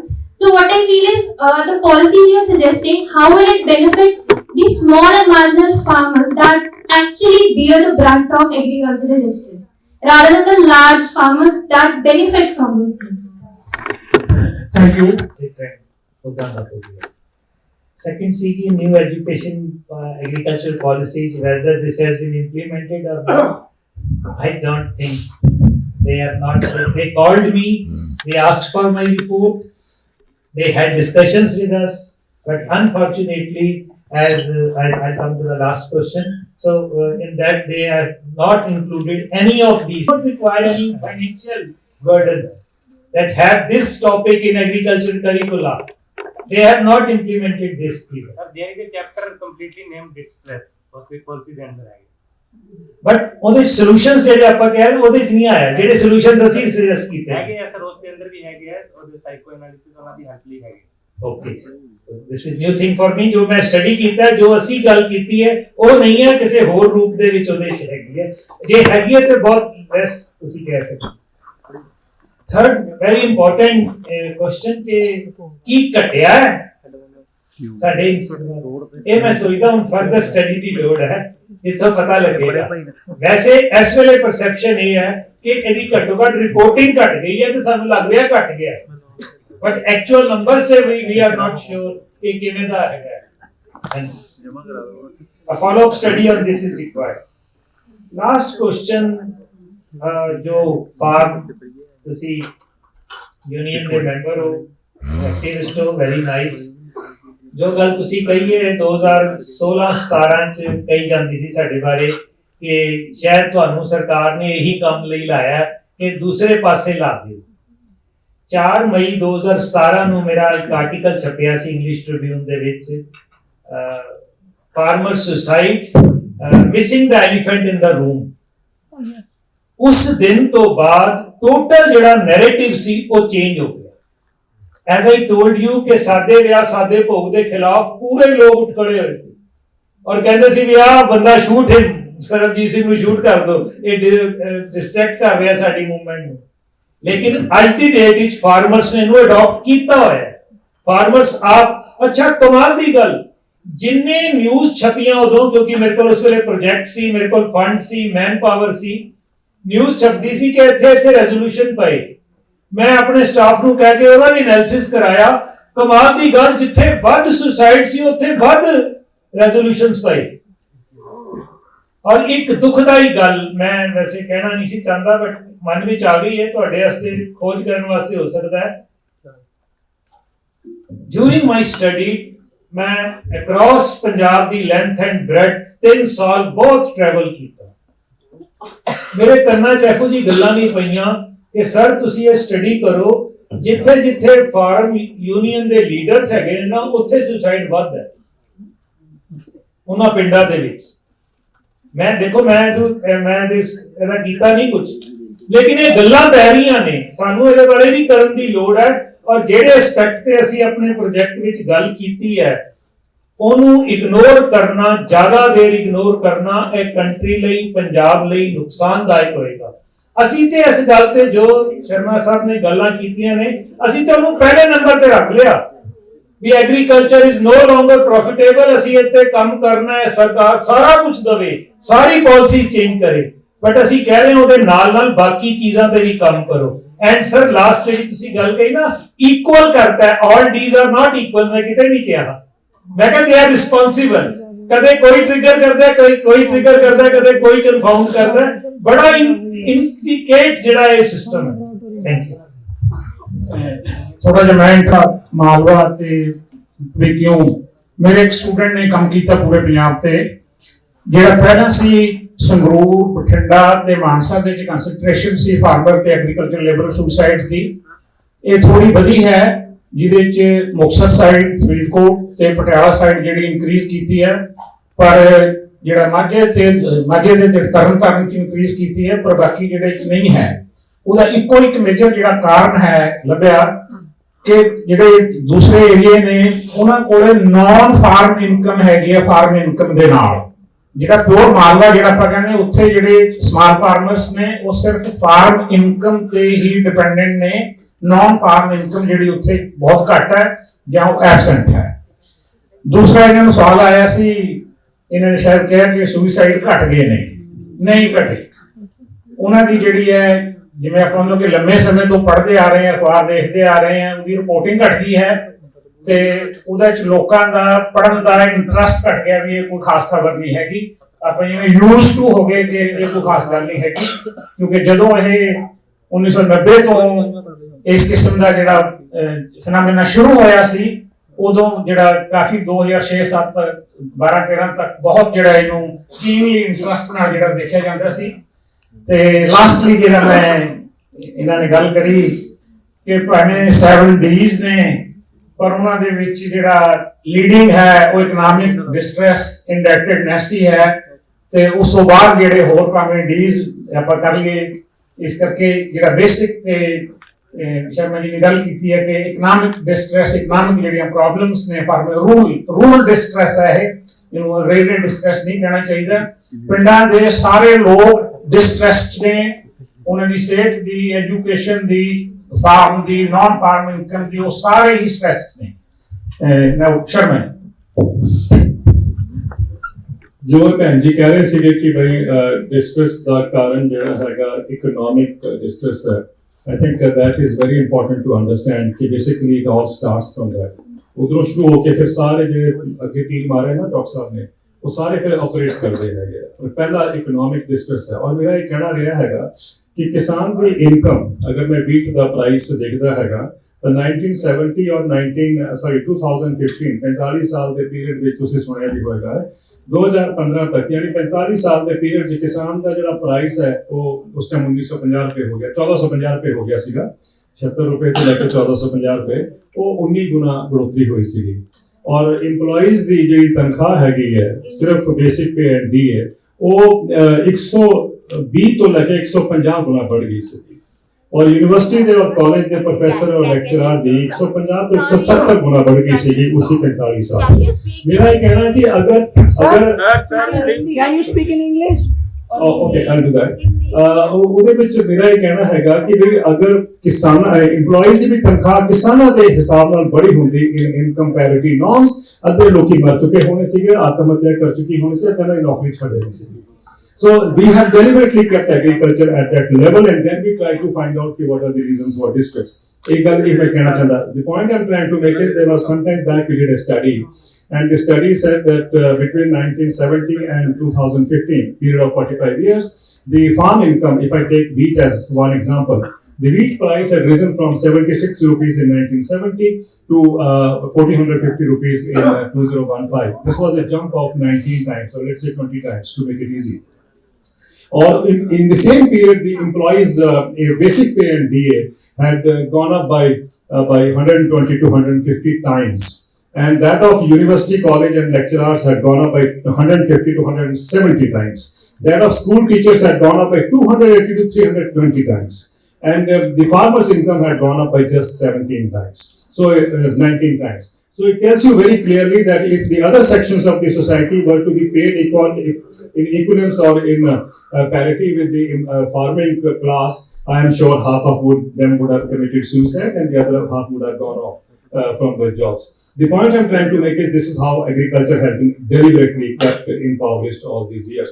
Now the question that was there that you don't believe in that data, well I can't help you my dear. You will have to look into the data that is available, the sources, the reference and everything.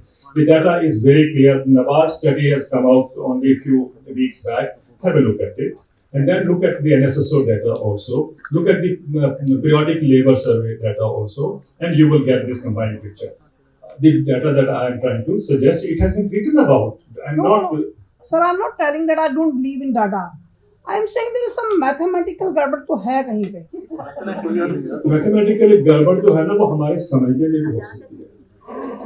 ये भी आप मान के चले क्योंकि हमें जो आज तक बताया गया, जो हमारे को बिल्ड किया गया, see what has been built into us is that agriculture we have to keep it at that level and we all believe genuinely we have to get prices free, food produced free. Let me ask you, sir, if you allow me one more minute. Why is it that when you look into headline inflation, you always count आलू प्याज के price बढ़ गए तो देश की economy that get rattled? We are going to be 5 trillion economy. आलू प्याज के प्राइस से सारी इकोनॉमी कैसे हिल जाती है? कभी सोचिए। It is because we have designed it in such a manner कि हमें लोगों को बता दिया कि आलू प्याज अगर आप इस पे बढ़ जाएगा तो आपका हाउस होल्ड का इतना एक्सपेंडिचर होगा, ब्ला ब्ला ब्ला, और देश की इकोनॉमी रैटल कर जाती है आलू प्याज के दाम से, क्योंकि बेसिकली वोलेटिलिटी इसमें होती है। लेकिन did we ever consider the price of housing, education and health? Look at the impact on the entire population from these three sectors. कोई नहीं बात करता, है ना? And we only consider that क्योंकि इकोनॉमिक डिजाइन का वो हिस्सा है. I'm glad कि हमारा इकोनॉमिक एडवाइजर ने कहा है कि let us take a re-look at this food prices or keep them out of the when we talk about headline inflation. Chandigarh में, just to give an illustration, Chandigarh में पिछले साल मकानों के दाम 535% बढ़े हैं.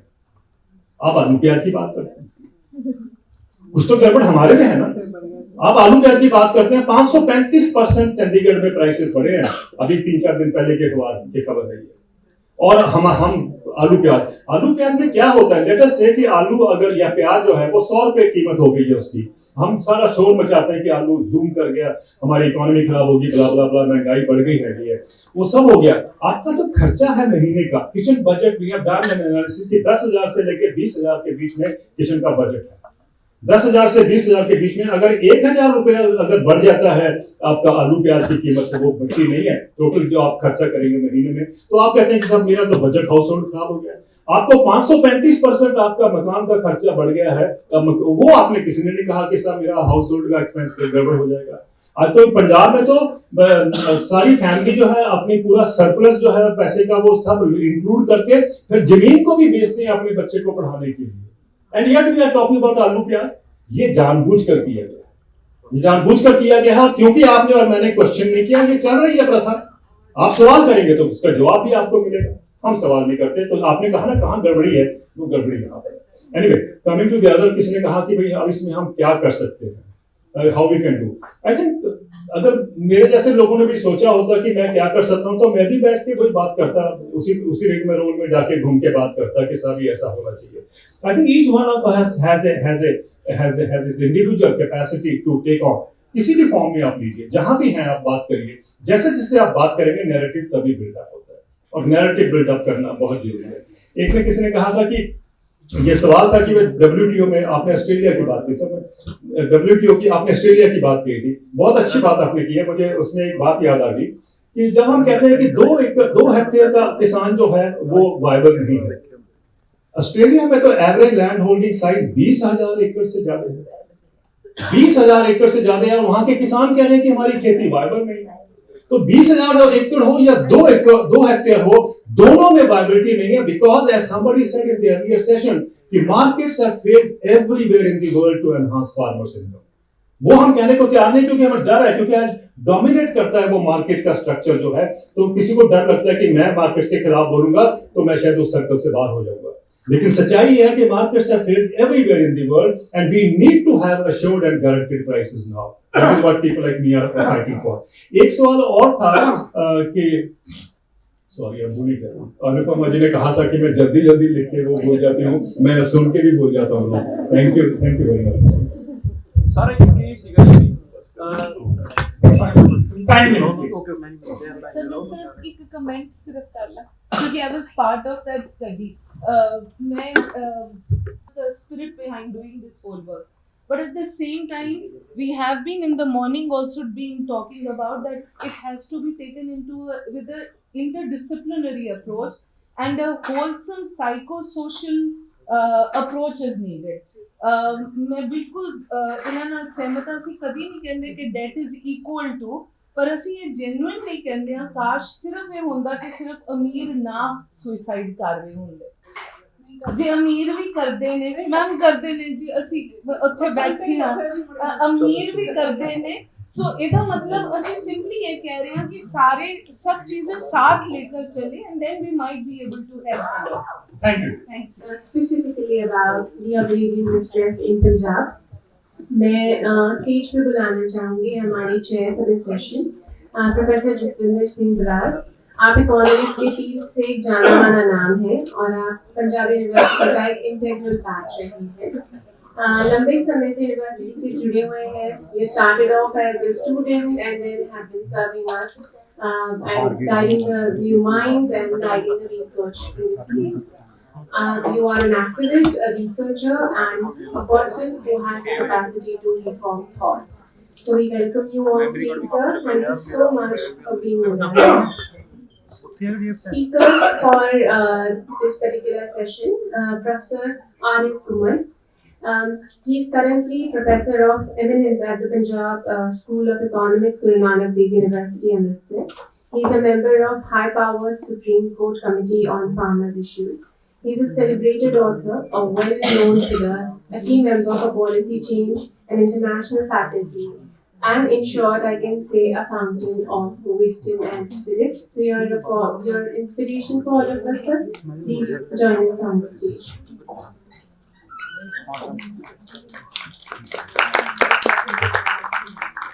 Our second speaker is Dr. Surinder Jodha, sir. He is a professor of sociology at the Jawaharlal Nehru University, New Delhi.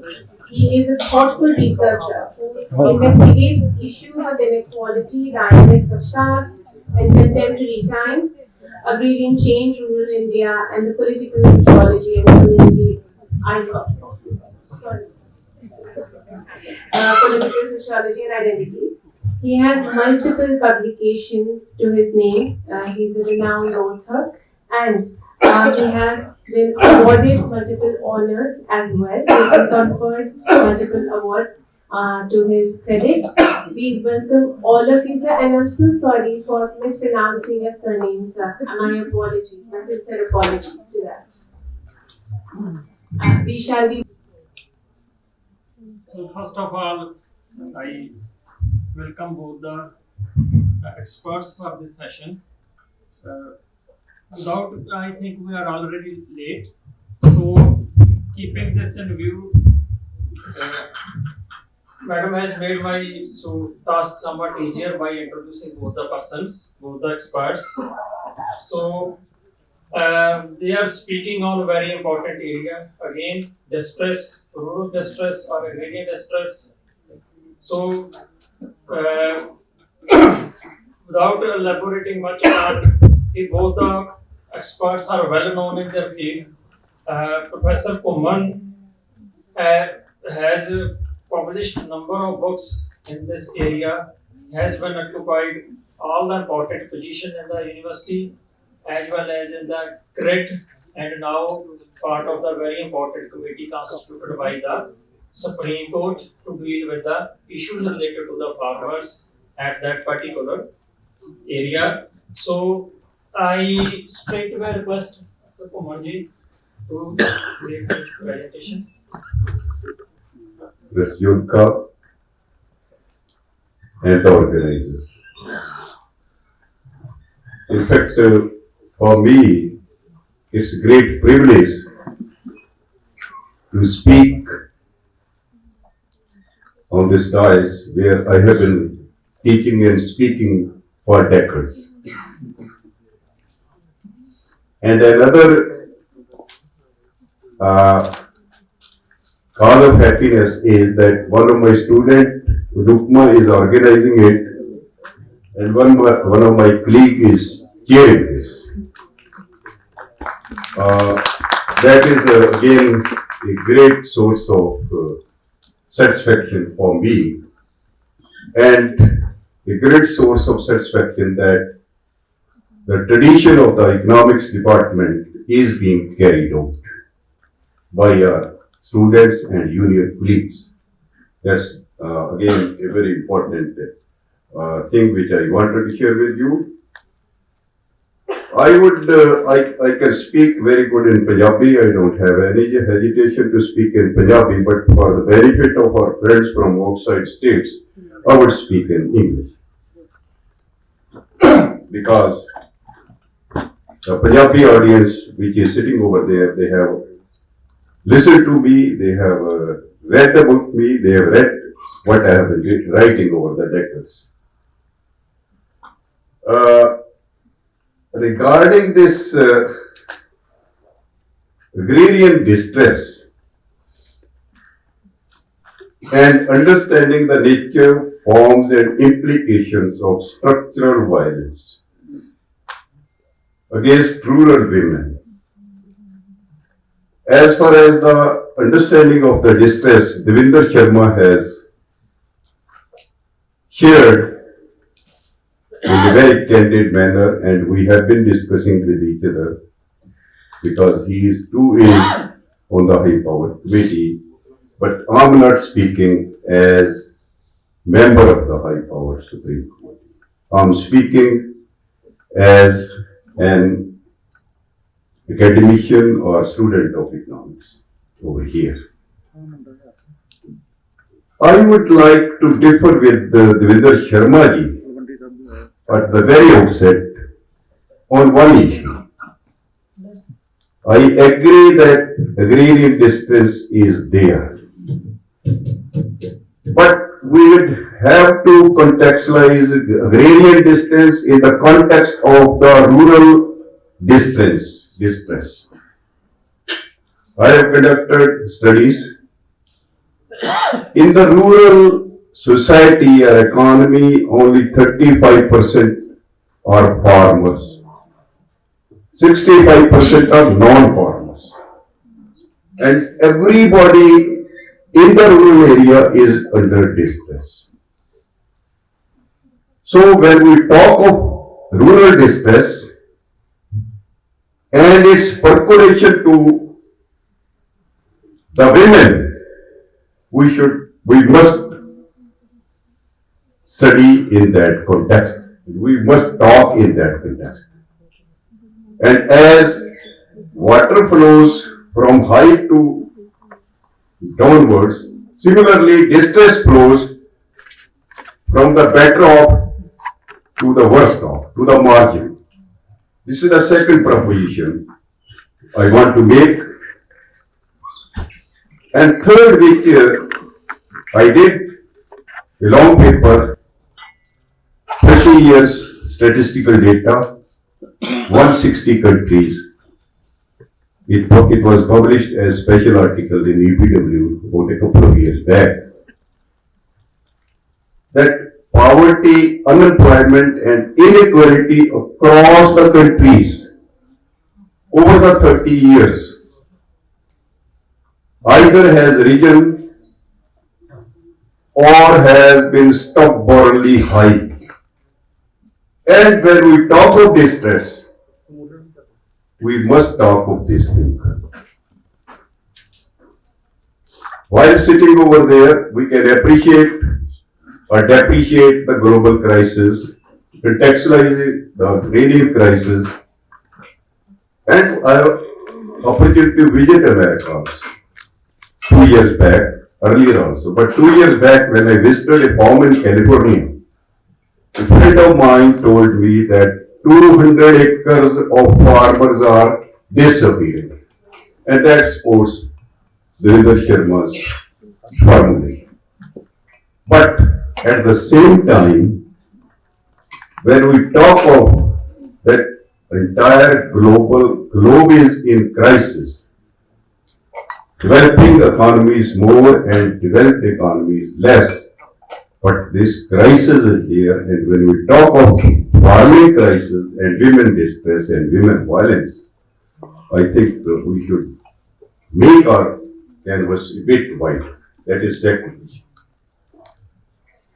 Third formulation which I wanted to make is, when Devinder ji says that farmers or agriculture is by design poor and under distress, I agree with him. Here I agree. But this distress will have to be contextualized again. Why the burden of inflation is only on the agriculture or is only on the farming? If you study CACP's formula for fixing, recommending the prices, which I had to study when I was chairman of the MSP committee of the government, then you will see, apart from cost of cultivation, there are 7 other things which are kept in mind while recommending the price of the farmers. And in that context, we will have to look into that. Not only that, the counting process of the cost is faulty. It is always underestimated. So one question we must ask is, that why this incidence of keeping inflation low is on the farm sector alone. And why we will not take into that if the whole rural economy is restructured, refinanced, recapitalized, it will be having multiplier effect in GDP also, through consumption multiplier. These are some of the propositions. Again, one thing more. When Devinderji says that farmers' income or wheat price or rice price has risen this much only, or farmers' income has risen this much only. While making comparison, he was making comparison with the workforce in the organized sector, not in the unorganized sector, where 93% of the workforce is there. And out of that, the persons working in gig economy, what is their social security? What is their income? I think that also. So it is the same yardstick with which government says that employment has increased so much, because they juxtapose organized employment into unorganized employment. That's again. So while comparing, we should compare not the worst with best, but we should also compare with the worst with worst. That's again an issue. Having said that, I will not spend much on the agrarian distress or crisis, because it's being discussed and everybody sitting in this hall knows better than me. But I will simply make a few propositions. When we talk of structural violence, and in this session, the issues, state response, and the way forward, I think, along with state, I would request the organizers to add two more things. Response of all the stakeholders to this distress and crisis. That is response of cultivators and agricultural laborers. That is what we call agricultural workforce. That includes male and female also. And response of the allied agricultural activities. That is also needed to be factored in. Then what are the issues related to distress? I have been pondering over it, and in the morning today, I also pondered over it. In one sentence, for me, there is only one distress.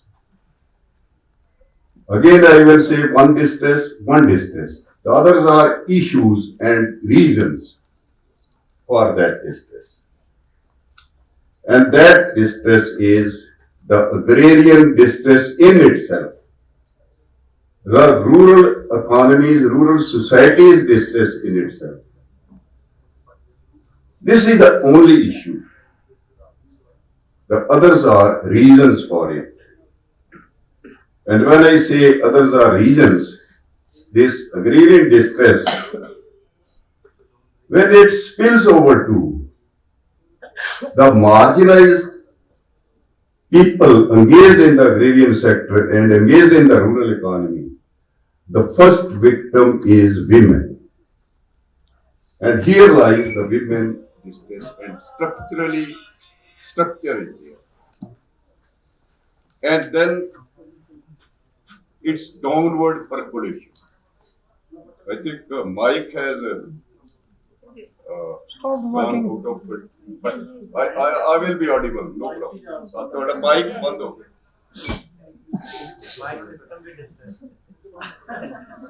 Mike is also under distress. We can hear. कर रहे हो? Sir, you are audible. What?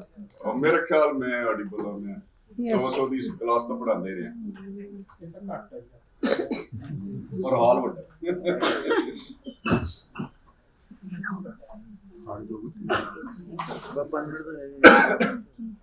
anyway I will continue दे दे मेरा थोड़ा जिहा मेरा जोर घट लगे ये भी सारे बंद हो जाए ये भी बात करो anyway ये भी सुनना नहीं चाहता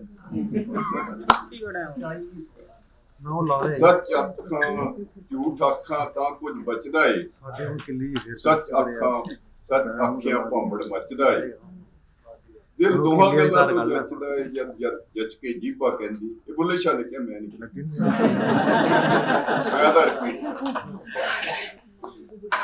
so everybody knows कि पंजाब के agrarian sector ने remarkable achievements production ਵਿੱਚ yield ਵਿੱਚ central pool हर बंदा जानदा पर ਜਿਹੜਾ ਅੱਜ ਅਸੀਂ ਨਹੀਂ ਜਾਣਨਾ ਚਾਹੁੰਦੇ ਉਹ ਇਹ ਹੈ ਕਿ ਪੰਜਾਬ ਦਾ the share of Punjab's wheat and rice in the central pool is going down every year. That is written on the wall, and when somebody from Telangana was talking, that rice production is going up and up, and it is what? मेरे 3 minute waste हो गया और ਜਦੋਂ ਅਸੀਂ ਇਹ ਕਹਿੰਦੇ ਹਾਂ ਤਾਂ ਇਹਦਾ ਮਤਲਬ ਇੱਕ ਹੋਰ ਵੀ ਹੈ ਕਿ wherever there is irrigation, there is increase in fine production of fine grains. Rather than other way around, the millets are going to be decimated, as we have witnessed in Punjab. Punjab was having natural farming, Punjab was having diversified farming, but we have decimated that. And what decimated? Green revolution technology and institutions. And Punjab has fulfilled the need of the food security of the country, and we have lost our water base, we have lost our salt, we have lost our human. What is the strength of Punjab? Human capital, fertile land and water. What is it? What is else? And we are losing that. So decelerating agriculture growth is also there. Out of the last 40 years, 28 years Punjab has witnessed lower growth rate in agriculture than the national growth. And of course there are so many other things, increasing incremental cost, decelerating growth. And I'm critiquing OPAU also. When they say production has increased, yield has increased. At what cost that production and yield has increased? That needs a question mark. And what has been the net benefit to the farmer with that increasing yield and increasing production? That issue should be questioned. I have elaborated in, but I won't go into detail because she will again show me. Issue of employment is very, very serious in Punjab. Agriculture. Devinder ji will not agree with you. I'm not in favor that agriculture workforce should be pushed out. But agriculture in itself is pushing out workforce. Shrinking employment, shrinking income, and the 1-2 figures which Devinder ji quoted are enough to understand the agrarian crisis. 57% workforce, 15% income is being shared by that. That's the latest figure. Earlier it was 45% workforce and 15%. And when we talk of reverse migration to agriculture and rural economy, we should also look into the other side. That there is not even better income opportunity, better employment in the non-agriculture sector. From there, where they are coming back. That also needs to be looked into. It means if agriculture and rural economy is in distress, those people who are coming back, they were in greater distress because they are finding some space. So what do we need? One, of course, within agriculture, crop section, agrarian, livestock and agriculture is the same. But agrarian activities, others, you can call it primary sector. What we need is skilling, reskilling and employability of the workforce. I don't want to wait for the crisis to be at the highest place. In between, of course, I'm not at variance with Vinderji that agriculture and rural economy must be helped. But until that happens, until that is on the way, we must focus on what within the system it can be done. That's again. So, skilling, employability of the surplus workforce is also an issue. Over-exploitation of groundwater, I will say, just give you one figure. We produce rice, but 80 to 85% of the groundwater which we use or water which we use to produce rice goes to the central pool. It's virtual water export, not rice export. So, very sustainability of agriculture is under threat. Social, economic, and environmental. Often we talk of sustainable development, environmentally sustainable. No. Farmers' economic sustainability is equally important. If the farm and farmer are not sustainable economically, it means nobody can save them from going to the dooms. Nobody can save them the agrarian distress. And lastly, I will talk of state response. When I talk about state response, both Punjab and centers, when we talk of state in the political sense, larger, it is the, normally we take government, but state is above that. So when we talk of state, it's Punjab as well as the union government. Union government has abundant Punjab agriculture. They created an enabling environment for paddy, for green revolution, to meet nation's needs. But when we are in crisis, they say, "Sawari apne saman ki aap zimmewar." They are asking us for the last 15 years on record that go in for diversification. But why are you not bringing in the kind of enabling environment through policy mix which could phase out paddy, not by sermons? प्रवचन करके नहीं हुआ. ਹੁਣ ਸਾਨੂੰ ਪ੍ਰਵਚਨਾਂ ਨਾਲ ਕਰਨਾ ਚਾਹੁੰਦੇ ਹਾਂ. ਜਦੋਂ ਅਸੀਂ ਸਾਰਾ ਕੁਝ ਲੁਟਾ ਬੈਠੇ ਹਾਂ ਤੇ ਪ੍ਰਵਚਨਾਂ ਨਾਲ ਸਾਡੀ ਡਾਈਵਰਸਿਫਿਕੇਸ਼ਨ ਕਰਨਾ ਚਾਹੁੰਦੇ ਹਾਂ. ਸੋ ਜਦੋਂ ਇਹਦੇ ਨਾਲ ਹੀ ਐਗਰੀਕਲਚਰ ਦੇ ਵਿੱਚ R&D ਵੀ ਜਿਹੜੀ ਆ ਬਾਇਸਡ ਹੋਈ ਹੈ. ਸਿਰਫ ਵੀਟ ਪੈਡੀ ਦੇ ਹਾਈ ਯੀਲਡਿੰਗ ਵੈਰਾਈਟੀਜ਼ ਤੇ ਰਿਸਰਚ ਹੋਈ ਹੈ. ਨੌਨ ਜਿਹੜੀਆਂ ਆਲਟਰਨੇਟਿਵ ਕ੍ਰੌਪਸ ਤੇ ਉਹਨਾਂ ਦੇ R&D ਨਹੀਂ ਹੋਈ. ਉਹਨਾਂ ਦੀ MSP ਰਿਕਮੈਂਡ ਹੁੰਦੀ ਹੈ, ਦਿੱਤੀ ਨਹੀਂ ਜਾਂਦੀ. ਅਨਾਉਂਸ ਹੁੰਦੀ ਹੈ, ਦਿੱਤੀ ਨਹੀਂ ਜਾਂਦੀ. So these are the issues which are related to state. And last but not the least, farmers too will have to change their perceptions.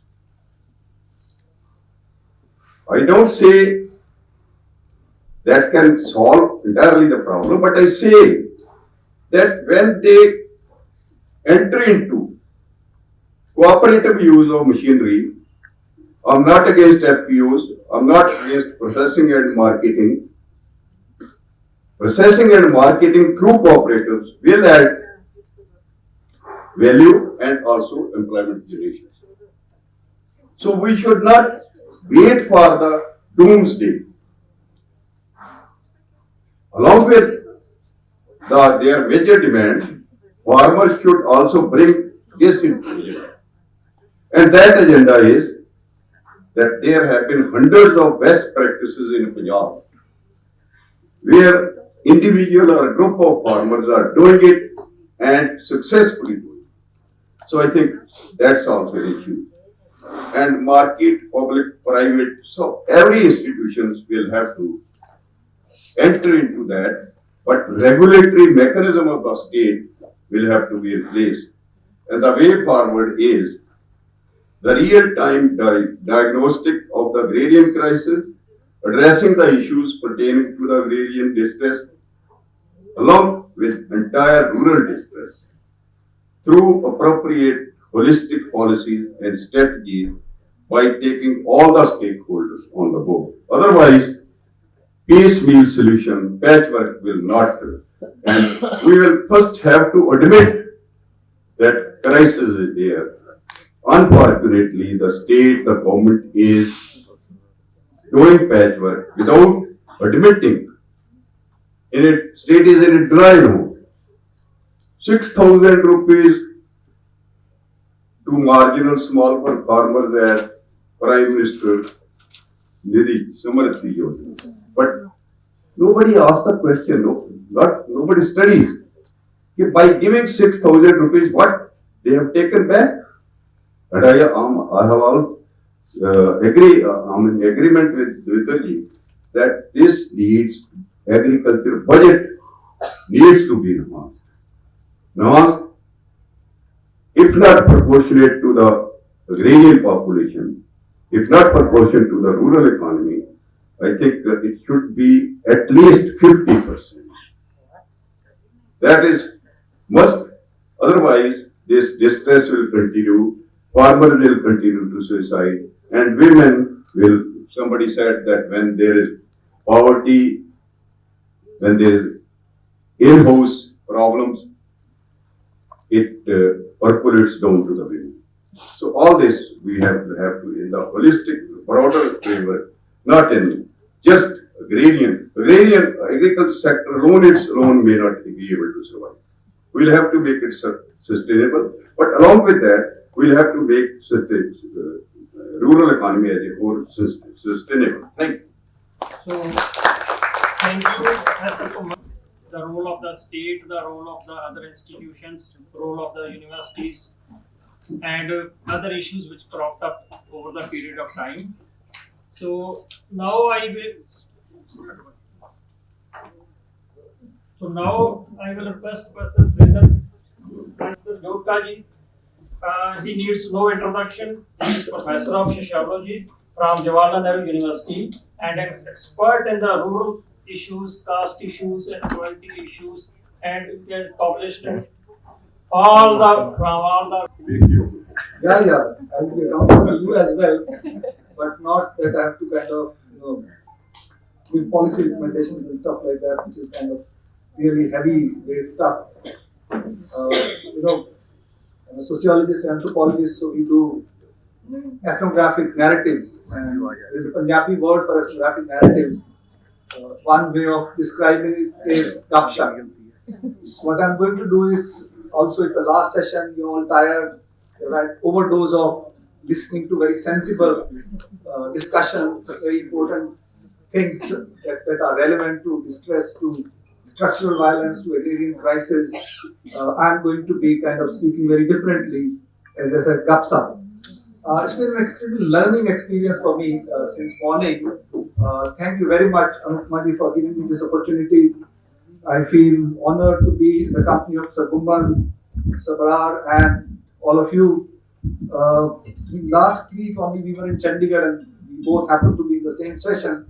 And that also was to tell about Punjab, and when I think about Punjab, the first word that comes to mind is crisis or distress.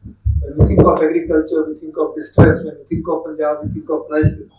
And I started my lecture in Chandigarh by saying that, for the last 45 years, I've been hearing this word called Punjab crisis. Punjab is in crisis. Punjab is in very serious crisis. And 3 years back, when farmers turned up on the borders of Delhi and everybody saw it, Jinda Jagda Punjab hai bhai. right? And that's what I saw in the morning here. These women, when they were talking about their structural violence, they were actually very, very inspiring. They didn't seem like they were in any kind of crisis or any kind of distress. They were fighting on the border. They were fighting their own structures of violence, and they were speaking very enthusiastically with full energy, with full positivity. And after that, we took over and we are trying to infuse some kind of distress in their mind. You better be sad, you better be unhappy. I think that was very interesting kind of juxtaposition for me. And I think there is something that I think is worth learning from there. And this is again something that I will be trying to bring our discussion to the question of structural violence.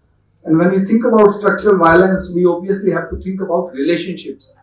And I think the discussion started with relationships. They were talking about their husbands. One woman is telling that her mothers and other women in the house tried to kill her, and how her father saved her. They were talking about relationships, and we had a presentation on caste, which in some sense again further derailed the discussion. Deep had only spoken for 10-15 minutes, but that was very interesting, and that kind of opened up something which we have not really gone into. So I don't disagree with anything that has been said here, but I think there is something else that this workshop is focused on, and that is relationalities, relationships, and the structures of relationship. And structured violence is violence that is structured into relationships that we don't see in everyday life. Obviously, there is also relationship with the state, of agriculture, rural with the urban and stuff like that. But I think there is also a question of one would call as perspective. And I think that perspective also has to be more than economics. Not that economics is not relevant. Economics is very, very relevant. As the question was being raised that even when you are talking about indebtedness or when we are talking about Ds, there's a specific kind of Ds which are more relevant than others. I completely agree with that. But there is also, relationality which structures those Ds, right? Even when we are talking about economic, it is also a structure. It's a structure that was being talked about, the way global economy is structured. That has not been structured by the present day regime. That has been structured historically by colonial conquest of this region starting in the 15th, 16th century. So, for me, I used to work on agriculture. I've also done some work on Punjab and Haryana. And when farmers' movement started and they came to the borders of Delhi, I was not there. Some of you were there. I went there twice or thrice. But I was mostly kind of as a middle class, covered. I was sitting in my living room and watching the farmers' movement through YouTube and other kind of channels. I was obsessed with it. But at the same time, I wanted to be safe from COVID and stuff like that. I did go there. I wrote on farmers' movement in newspapers, also research papers. But most importantly, this was an extremely learning experience for me. I started thinking about agriculture differently. I started thinking about human relationships differently. I started thinking about social movements differently. And I think there was also something which was much bigger than all this. And that was a kind of epistemological message that farmers' movement was trying to give. And that's the point I started with. These women, when they were speaking from here, they were also giving us an epistemological, an existential message that, knowledge or learning does not apply only in surveys. It is something more than that. Somebody who had never spoken, she did not even know what Qanun was, and then she's confronting the lawmakers upfront and in kind of most effective and most, in some sense, knowledgeable way. And I think that was really something extremely, extremely rich and interesting. So I think when the farmers' movement was going on, something that I really noticed, which was really kind of contrasting, that when these farmers were speaking from borders, and I followed them very, very closely, even though I was not there very much, I thought they were very, very knowledgeable. And I wrote a book on Indian village later on, inspired partly by that. And I actually invented a new term. I said, this is a cosmopolitan farmer. Farmer was not talking about his village. Farmer was not talking about her agriculture or her debt. Farmer was talking about agriculture and its location in the global capital, the way Sharmaji was talking about today. They were not talking about their own immediate problems. They were not just talking about themselves. They were talking about entire economy. They were talking about economic models. In contrast, my fellow middle class intellectuals and elites in Delhi television studio, they appeared so unthinkable. They appeared so ignorant and they appeared so arrogant. And they had already concluded what was written in the laws without looking at them. And somebody, senior economist, I think one of the economists who had been advisor to Manmohan Singh, he admitted, sorry, I had not seen the laws. It's only when farmers' movement came that I went back and looked at the text of the laws. Most of the people I can give you in writing, all those economists who were supporting farm laws, they did not bother to even look at the text of those laws. So that was the difference between a kind of farmer who was a cosmopolitan citizen and a middle class intellectual, urban intellectual, and that arrogance comes from that structural factor of their relationship. They are the India. They are the owner of this country. They know everything. They own capital and they are kind of in some sense working closely with that urban kind of common sense. And I think this is where the difference lay, that farmer was speaking not only for farming, but also for the country, for the nation, for the globe, and for the larger kind of welfare and direction that country should take or the economy should take. So coming back to Punjab, just kind of locating this relational crisis, if you want to call, or the kind of structural violence, Green Revolution is obviously the starting point which everyone agrees. And Green Revolution was a moment in Indian history which is very problematic. So Vasuvi is sitting here. She also pointed out in the morning what kind of problems it created, and those problems continue to be with us. But there was a kind of happy acceptance of Green Revolution, particularly by Punjabi farmers, and it also produced new kind of imagination of ourselves. The Punjabis, particularly the agrarian Punjab, in some sense, was very happy with this new self-celebration which you are finding here also being talked about, how Green Revolution was celebrated and then the farmers was abandoned. And it produced a new kind of hegemonic, in some sense, narrative. And this was agrarian hegemony, what I called as agrarianism, but it was also a hegemonic order of a particular caste. And that particular caste becomes the narrative of Punjab, that becomes the identity of Punjab, that becomes, in some sense, the ruling establishment of Punjab. And you know what I'm talking about. So there's a particular narrative that comes to then define Punjab and everyone else is excluded. This is also a masculine narrative. This also excludes women. And it kind of creates a new kind of what I call as Balle syndrome. And Punjab, everyone is happy, everyone is doing bhangra and dancing, consuming and enjoying their life as if we have had no intellectual tradition, right?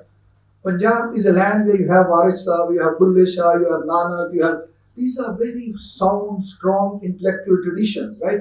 Guru Gobind Singh at the age of 13 or 14 knew like 5 or 6, 7 languages. He could write in Farsi, he could write in what was that, Khadi Bolli, and several other kind of languages he knew. And again, Nanak was very young when he questioned the Brahmin, tell me the meaning of each thread of this janeau that you're going to put on me, otherwise don't do it. And he travels all over the world virtually, the world that was known at that time without aeroplanes, without trains, without any cars and vehicles. And he actually, when you travel somewhere, you also communicate with them.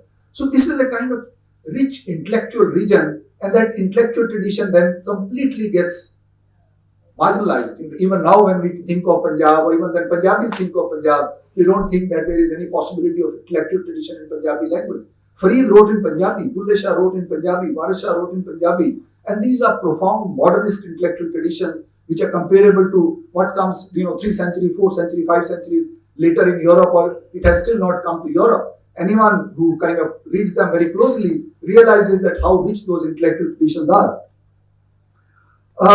But at the same time, farmers' movement was in some sense was trying to also mobilize those intellectual traditions.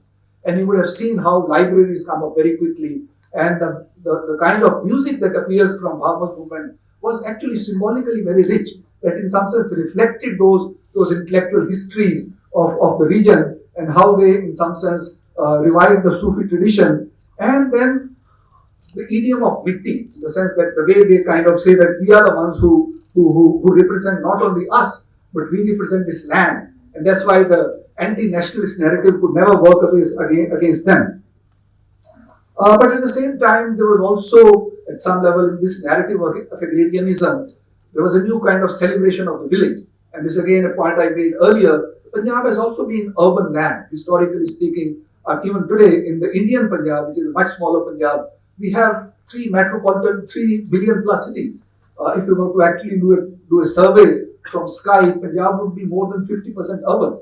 If you were actually to look at people who can access urban just by walking, 5 kilometers, 3 kilometers away, if you look at all those areas around the city, more than 50-60% Punjab would be urban. And this is not new. Punjab has historically always been very urban. When Green Revolution came 20 years back, before Punjab crisis, Punjab's industry was very vibrant industry. Ludhiana was an industrial city, Jalandhar was an industrial city, Rajpura was an industrial city, the whole GT road belt. It produced lots of things which were not produced elsewhere in the country. And Punjab industry actually moves out during the crisis period.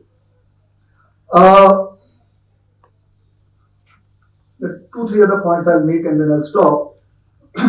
So, there is a kind of celebration of village in the process, and this is something that I've written on, and farmers movement told us how significant that rural reality was. And again, we've been talking about rural life. If you were to aggregate the total number of, not only the farmers are very large, rural population in India in absolute size has only been growing. We are kind of more than 4 times rural than we were at the beginning of this century. There are more villages today than there have ever been before. In 2001, we had 5 lakh something villages. In 2011, we had 6 lakh something villages.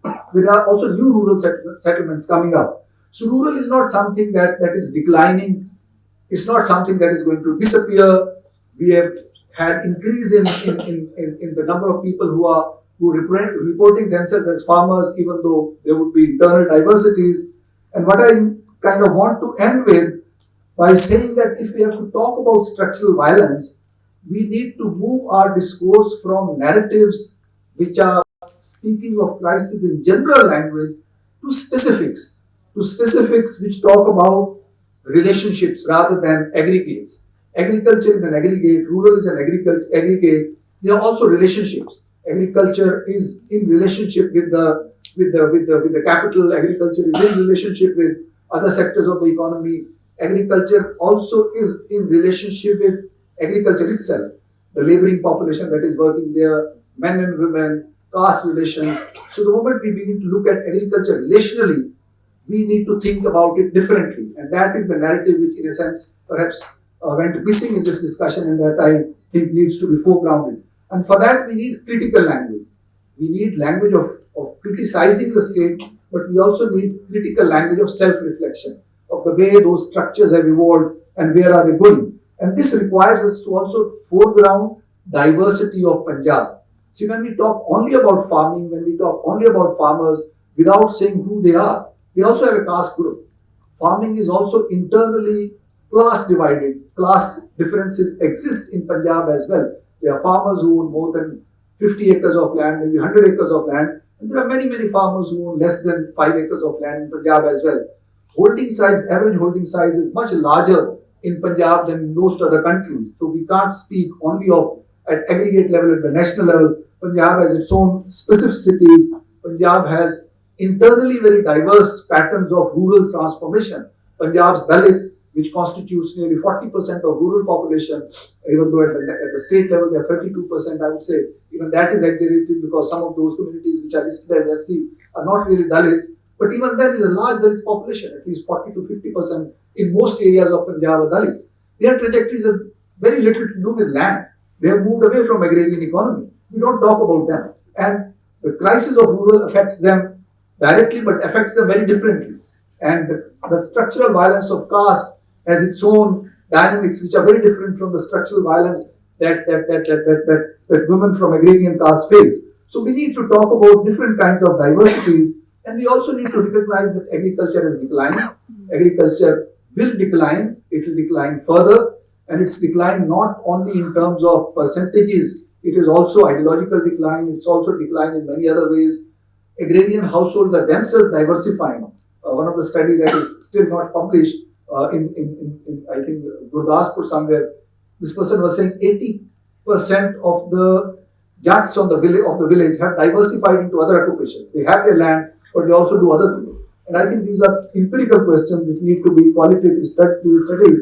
And therefore, we need to focus on relational structures of gender, of caste, of class, but also of state power, of capital, and most importantly now of the relationship that agriculture or economic activities will have with the larger ecological system, with environment and climate question. Thank you very much, and thank you for listening to me. Thank you for staying to the end.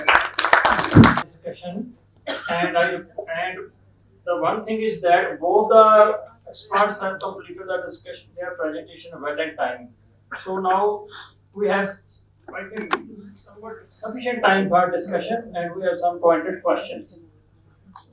One by one.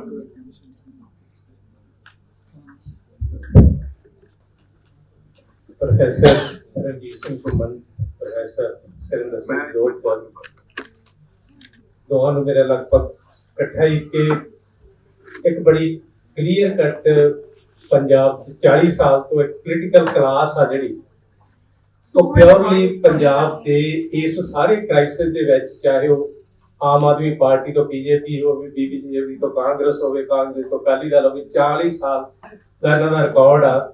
ਇਹਨਾਂ ਨੇ ਪੰਜਾਬ ਦੇ crisis ਨੂੰ deal ਵੀ ਕੀਤਾ। ਇਹਦੇ ਤੇ ਵੀ ਜੋਤਕਾ ਜੀ ਕੋਈ pinpoint why how this happened. Secondly, ਕਿ ਤੁਸੀਂ ਬੜਾ ਪਿਨ ਪੁਆਇੰਟਲੀ ਕਿਹਾ ਕਿ ਅਸੀਂ ਜਦੋਂ ਨਾ ਟੋਟਲ ਕ੍ਰਾਈਸਿਸ ਦੀ ਗੱਲ ਕਰਦੇ, ਪਹਿਲਾਂ ਸਾਰੇ ਜਿੰਨੀਆਂ ਪ੍ਰੈਜੈਂਟੇਸ਼ਨ ਸੀ, ਇੱਕ ਕਲਾਸ 40 ਸਾਲਾਂ 'ਚ ਡਿਵੈਲਪ ਹੋਈ ਹੈ ਜਿਹਨੂੰ ਰਿਚ ਪੀਜ਼ੈਂਟਰੀ ਕਹਿ ਲਓ ਟੌਪ ਤੇ, ਉਹ ਪਲੱਸ ਪੋਲੀਟੀਕਲ ਪਲੱਸ ਜਿਹੜਾ ਇਕਨੋਮਿਕ ਪਾਲਿਸੀ ਪਲੈਨਿੰਗ ਦਾ ਸਟਰਕਚਰ ਆ, ਉਹਨੂੰ ਜਦੋਂ ਅਸੀਂ ਪਿਨ ਪੁਆਇੰਟਲੀ ਨਹੀਂ ਉਹਨੂੰ ਆਇਡੈਂਟੀਫਾਈ ਕਰਦੇ, ਉਦੋਂ ਤੱਕ ਸਾਡੀ ਜਿਹੜਾ ਅਲਟਰਨੇਟਿਵ ਦਾ ਕੁਐਸਚਨ ਆ ਜਿਹੜਾ ਉਹ ਕ੍ਰੀਏਟ ਨਹੀਂ ਹੁੰਦਾ। ਇਹ ਮਤਲਬ ਪੰਜਾਬ ਦੀ ਥਾਟ ਪ੍ਰੋਸੈਸ ਪ੍ਰੋਬਲਮ ਆ, ਜਾਂ ਅਸੀਂ ਆਪਣੇ ਨੈਰੋ ਡਾਊਨ ਡਿਸਪਲਿਨ ਦੀ ਗੱਲ, ਜਿਵੇਂ ਇਕਨੋਮਿਕਸ ਵਾਲੇ ਮੈਕਸਿਮਮ ਇਕਨੋਮਿਕਸ ਦੇ ਤੌਰ ਤੇ ਪੋਲੀਟੀਕਲ ਉਹਦੀ ਐਜ਼ ਏ ਕੀ ਲਿੰਕਸ ਆ ਜਿਹੜੇ ਉਹ ਮਿਸਿੰਗ ਹੋ ਰਹੇ ਨੇ ਇਸ ਪ੍ਰੋਸੈਸ ਦੇ ਵਿੱਚ। ਇੱਕ ਜਿਹੜਾ ਕੁਐਸਚਨ ਆ ਨਾ, ਜਿਵੇਂ ਹੁਣ ਜੱਟ ਜਾਂ ਕਿਸਾਨੀ ਜਾਂ ਅਸੀਂ ਉਹਨੂੰ ਬਾਈਫਰਕੇਟ ਨਾ ਕਰਨ ਦਾ ਜਿਹੜਾ ਆਇਡੈਂਟੀਟੀ ਦਾ, ਜਿਵੇਂ ਸਿੱਖ ਆ, ਸਿੱਖ ਹੈ ਜੇ ਟੋਟਲ ਲੈ ਲੈਂਦੇ ਆ ਐਜ਼ ਏ ਆਇਡੈਂਟੀਟੀ ਦੇ ਤੌਰ ਤੇ, ਜਾਂ ਦਲਿਤ ਐਜ਼ ਏ ਆਇਡੈਂਟੀਟੀ ਦੇ ਤੌਰ ਤੇ, ਇਸ ਫਾਲਟ ਲਾਈਨ ਨੇ ਜੋਤਕਾ ਸਾਹਿਬ ਜਿਹੜੀਆਂ ਦੂਜੀਆਂ ਜਿਵੇਂ ਅਪਰੈਸਡ ਚੀਜ਼ਾਂ ਨੇ, ਜਿਹੜਾ ਥੱਲੇ ਤੱਕ ਮਾਰਜਨਲ ਦਲਿਤ ਫਸਿਆ ਹੋਇਆ, ਮਾਰਜਨਲ ਪੀਜ਼ੈਂਟ ਫਸਿਆ ਹੋਇਆ, ਉਹ ਜਿਹੜੀ ਆ ਇਹਨੇ ਵੀ ਸਾਡੀ ਚੀਜ਼ ਨੂੰ, ਇਸ ਜਿਹੜੀ ਥਾਟ ਪ੍ਰੋਸੈਸ ਨੂੰ ਆ ਬਹੁਤ ਹੀ ਜ਼ਿਆਦਾ मतलब प्रॉब्लमेटिक बनाया गया कि इस पॉइंट पे देखो थोड़े बहुत पहले पॉइंट कर सकते। Thank you, Sir. Next. What I observe, I'm from Jammu and Kashmir, I roam in Punjab, I talk with the farmers. ਉਹਨਾਂ ਦਾ ਇੱਕੋ ਜਵਾਬ ਹੁੰਦਾ ਜਦੋਂ ਮੈਂ ask them about the crop diversification, because government says कि you should go for the crop diversification. And their argument is we are not getting MSP, ਸਾਨੂੰ ਦਵਾ ਦਿਓ ਸਾਰੇ crops ਤੇ, ਅਸੀਂ crop ਨੂੰ diversify ਕਰ ਦਾਂਗੇ। ਯਾਨੀ ਕਿ ਇਹ ਜਿਹੜਾ ਉਹਨਾਂ ਦਾ argument ਇੱਕ ਪਾਸੇ ਉਹ ਚੱਲਦਾ ਹੈ, ਮਤਲਬ ਦੂਜੇ ਪਾਸੇ ਦੋ ਚੱਲਦਾ ਹੈ। ਜਿਹੜੇ ਸਾਡੇ environmentalists ਉਹ they are telling that after 15 years there will be no water in the Punjab economics ਜਿਹੜੇ ਕੇਸ ਹੈਗੇ ਆ, ਉਹ ਕਹਿੰਦੇ ਜਿਹੜੇ 15 ਸਾਲ ਬਾਅਦ ਕਰਨਾ ਹੁਣ ਕਰ ਲਓ। My question is who will ultimately bear the fat? ਹਾਂਜੀ। Next question. I mean, if one has to go to the next stage, this is what we'll have to do.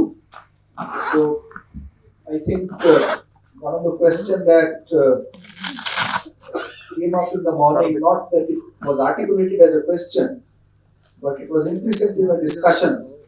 And again, this is what I wanted to tell the Makan team, that when we were hearing those women from Punjab, they were what in sociology we call as agential subjects. Right? They were speaking as actors who have stakes in the system and how they are confronting the system. But most of the academic and activist narrative in some sense tends to get not really trapped, and they are aware of it. It tends to foreground victimhood. Right? And I think the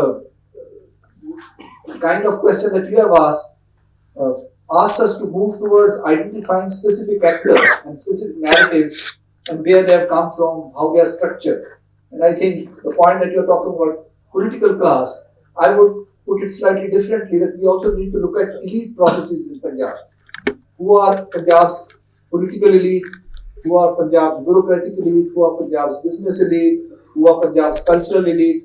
Again, there is absolutely, I don't know of any literature There is some literature on political class, but otherwise, what happens to Punjab business elite? Who are Punjab's business elite? Now, we were doing some work on India's billionaires, mapping big wealth in India. And most of the Punjabi big wealth is actually outside Punjab. While in many other regions after Green Revolution, you have a new class of wealthy individuals going out of village, but their origin is an agrarian economy. In this region, agrarian economy hasn't really thrown up many big billionaires. And that has critical importance for the region because there Hyderabad develops the way NCR is developing. And I think the big capital plays a very critical role. Likewise, middle class that we were talking about earlier. Punjab has a large urban population and obviously there is Punjabi middle class. And Punjabi middle class again has its own kind of sociological composition. And that sociological composition has changed over the last, say, 150 years. We begin to talk about Punjabi middle class in the late 19th century.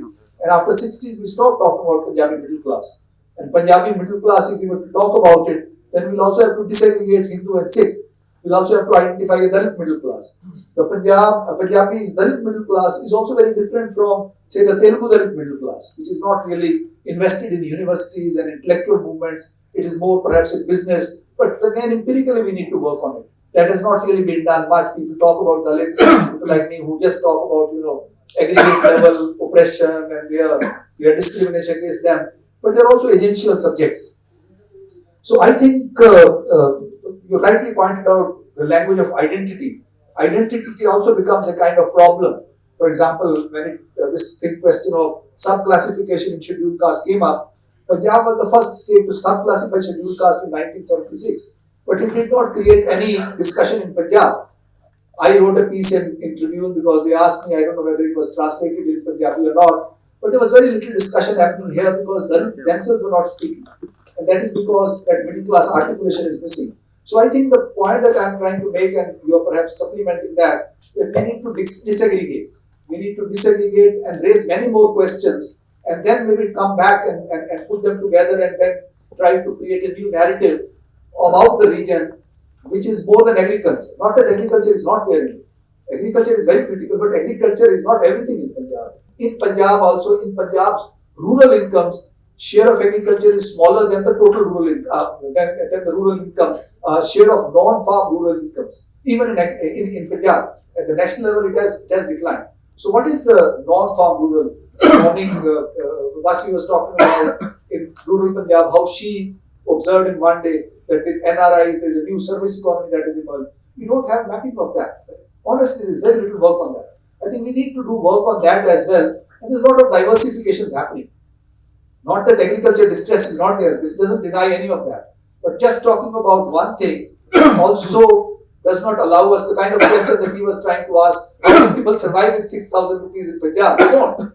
Obviously, they can't. Average Punjabi consumes much more than 6,000 rupees in a month, or even 12,000 rupees in a month, or 15,000 rupees in a month. Yes. So we need to account for that.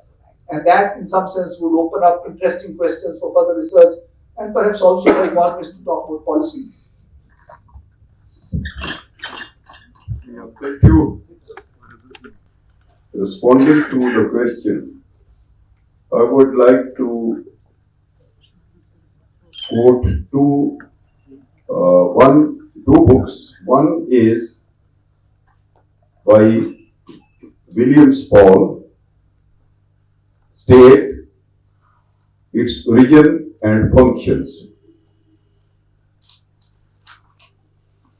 I'm sure Kuldeep might have read it, but maybe many of you might not have read it. It's a small book. He was founder member of Communist Party of UK, delivered 4 lectures, and that is the book. Why state originated? What are its functions? What is its role? And for whom it does work? That will answer, Professor Kuldeep, your question. And contextualize the role of Punjab's political parties into that. I fully agree that Punjab's political class has disowned Punjab. I'm saying with all responsibility.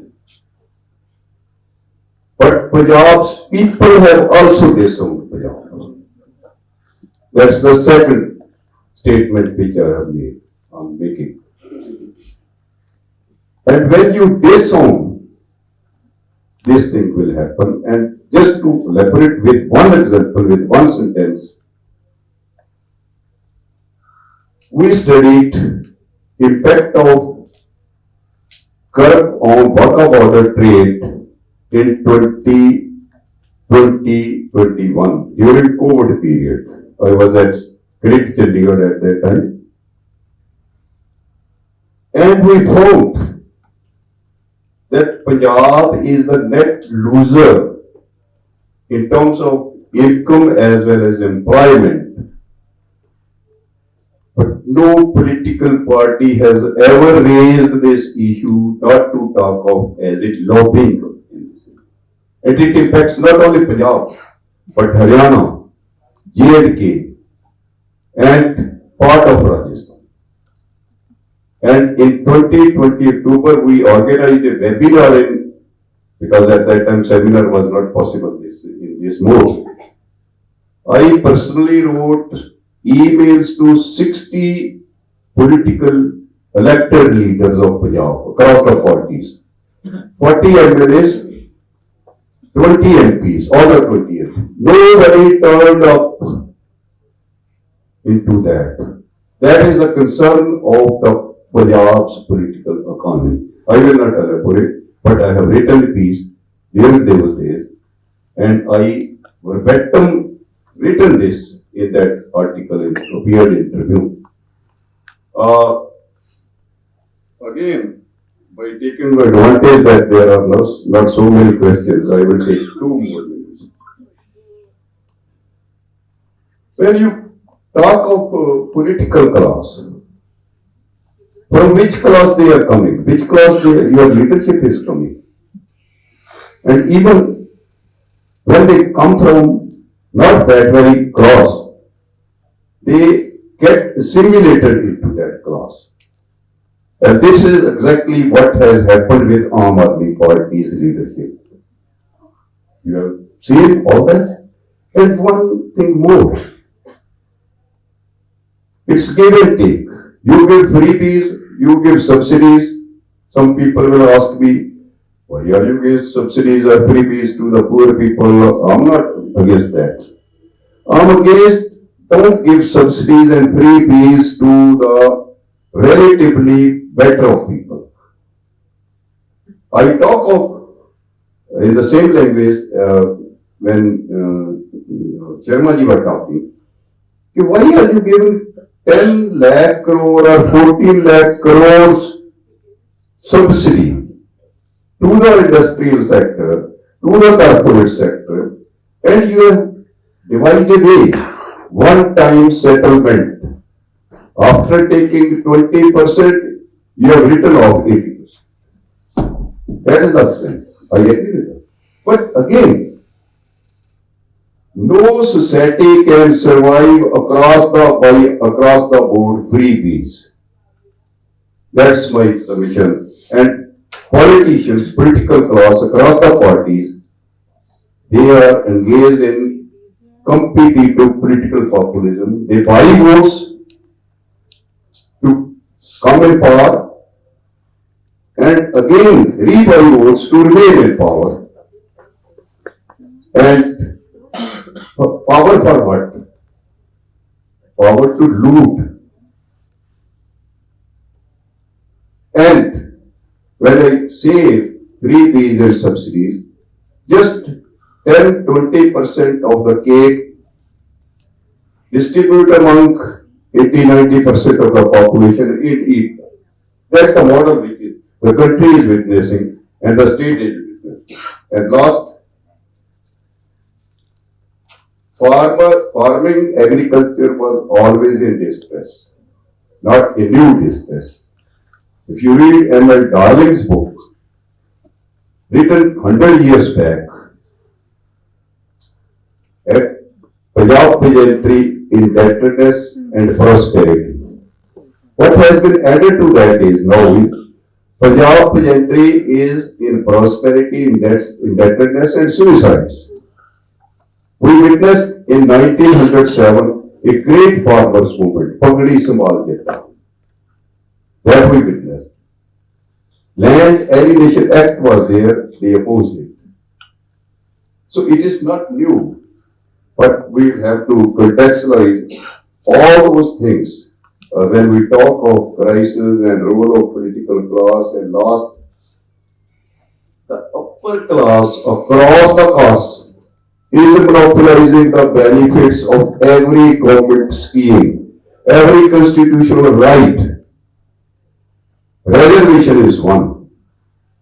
Reservation is not percolating down to the downtrodden. They monopolize. So this is all, it's going on and on.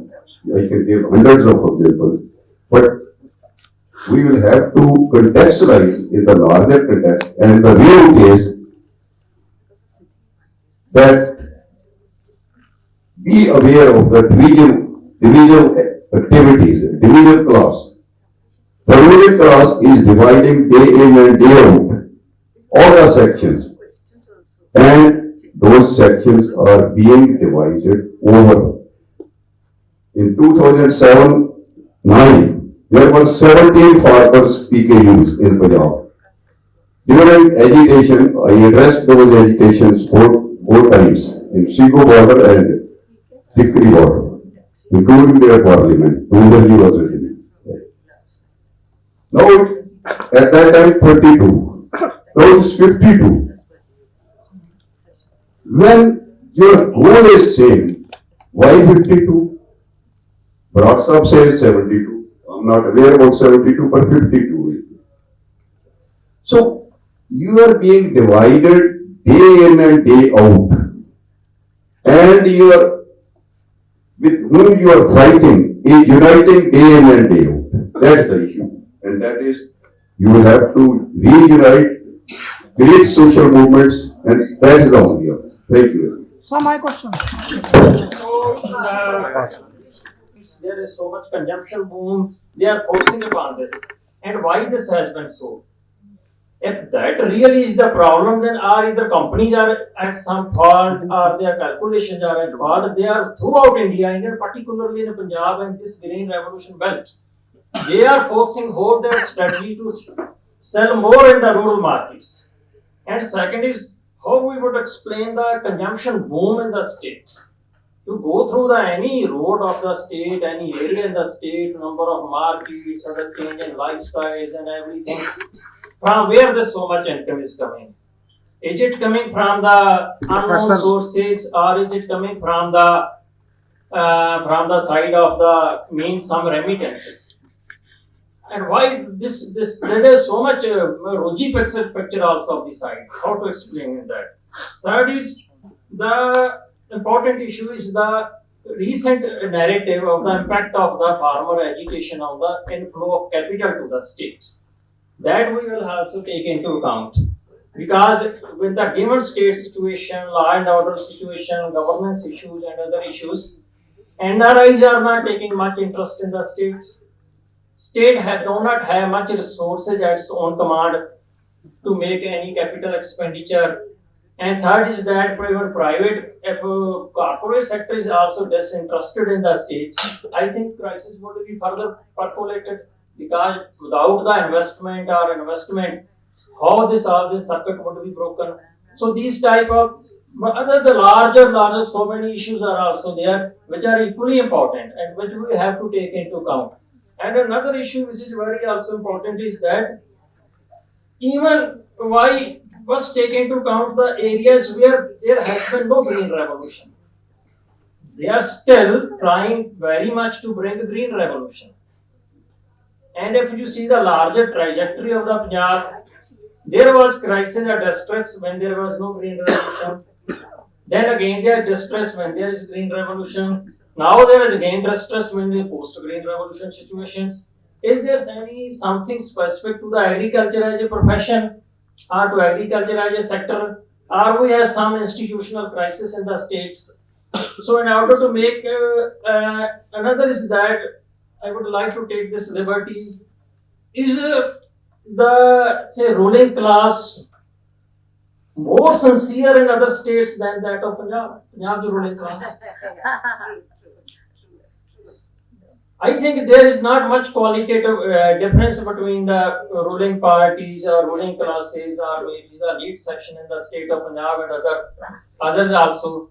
So we will have to see the things in a larger perspective. Maybe we will have to take a very comprehensive view of the things. If then and then if only can we come forward. Take the case of the Pakistan. There was time when there was so much prosperous areas. Now they have another type of problems coming up. So I think, are we seeking solutions to the problem within the agriculture or within the rural areas? Or we are seeking solutions from integrating the agriculture with the other sectors of the economy? And when agriculture was not diversified, we are growing millets, there was a crisis. So I think we will have to take so many other issues into account to make a sound perspective for the state. So with this, I must thank both the experts for making excellent presentations. With this, thank you very much.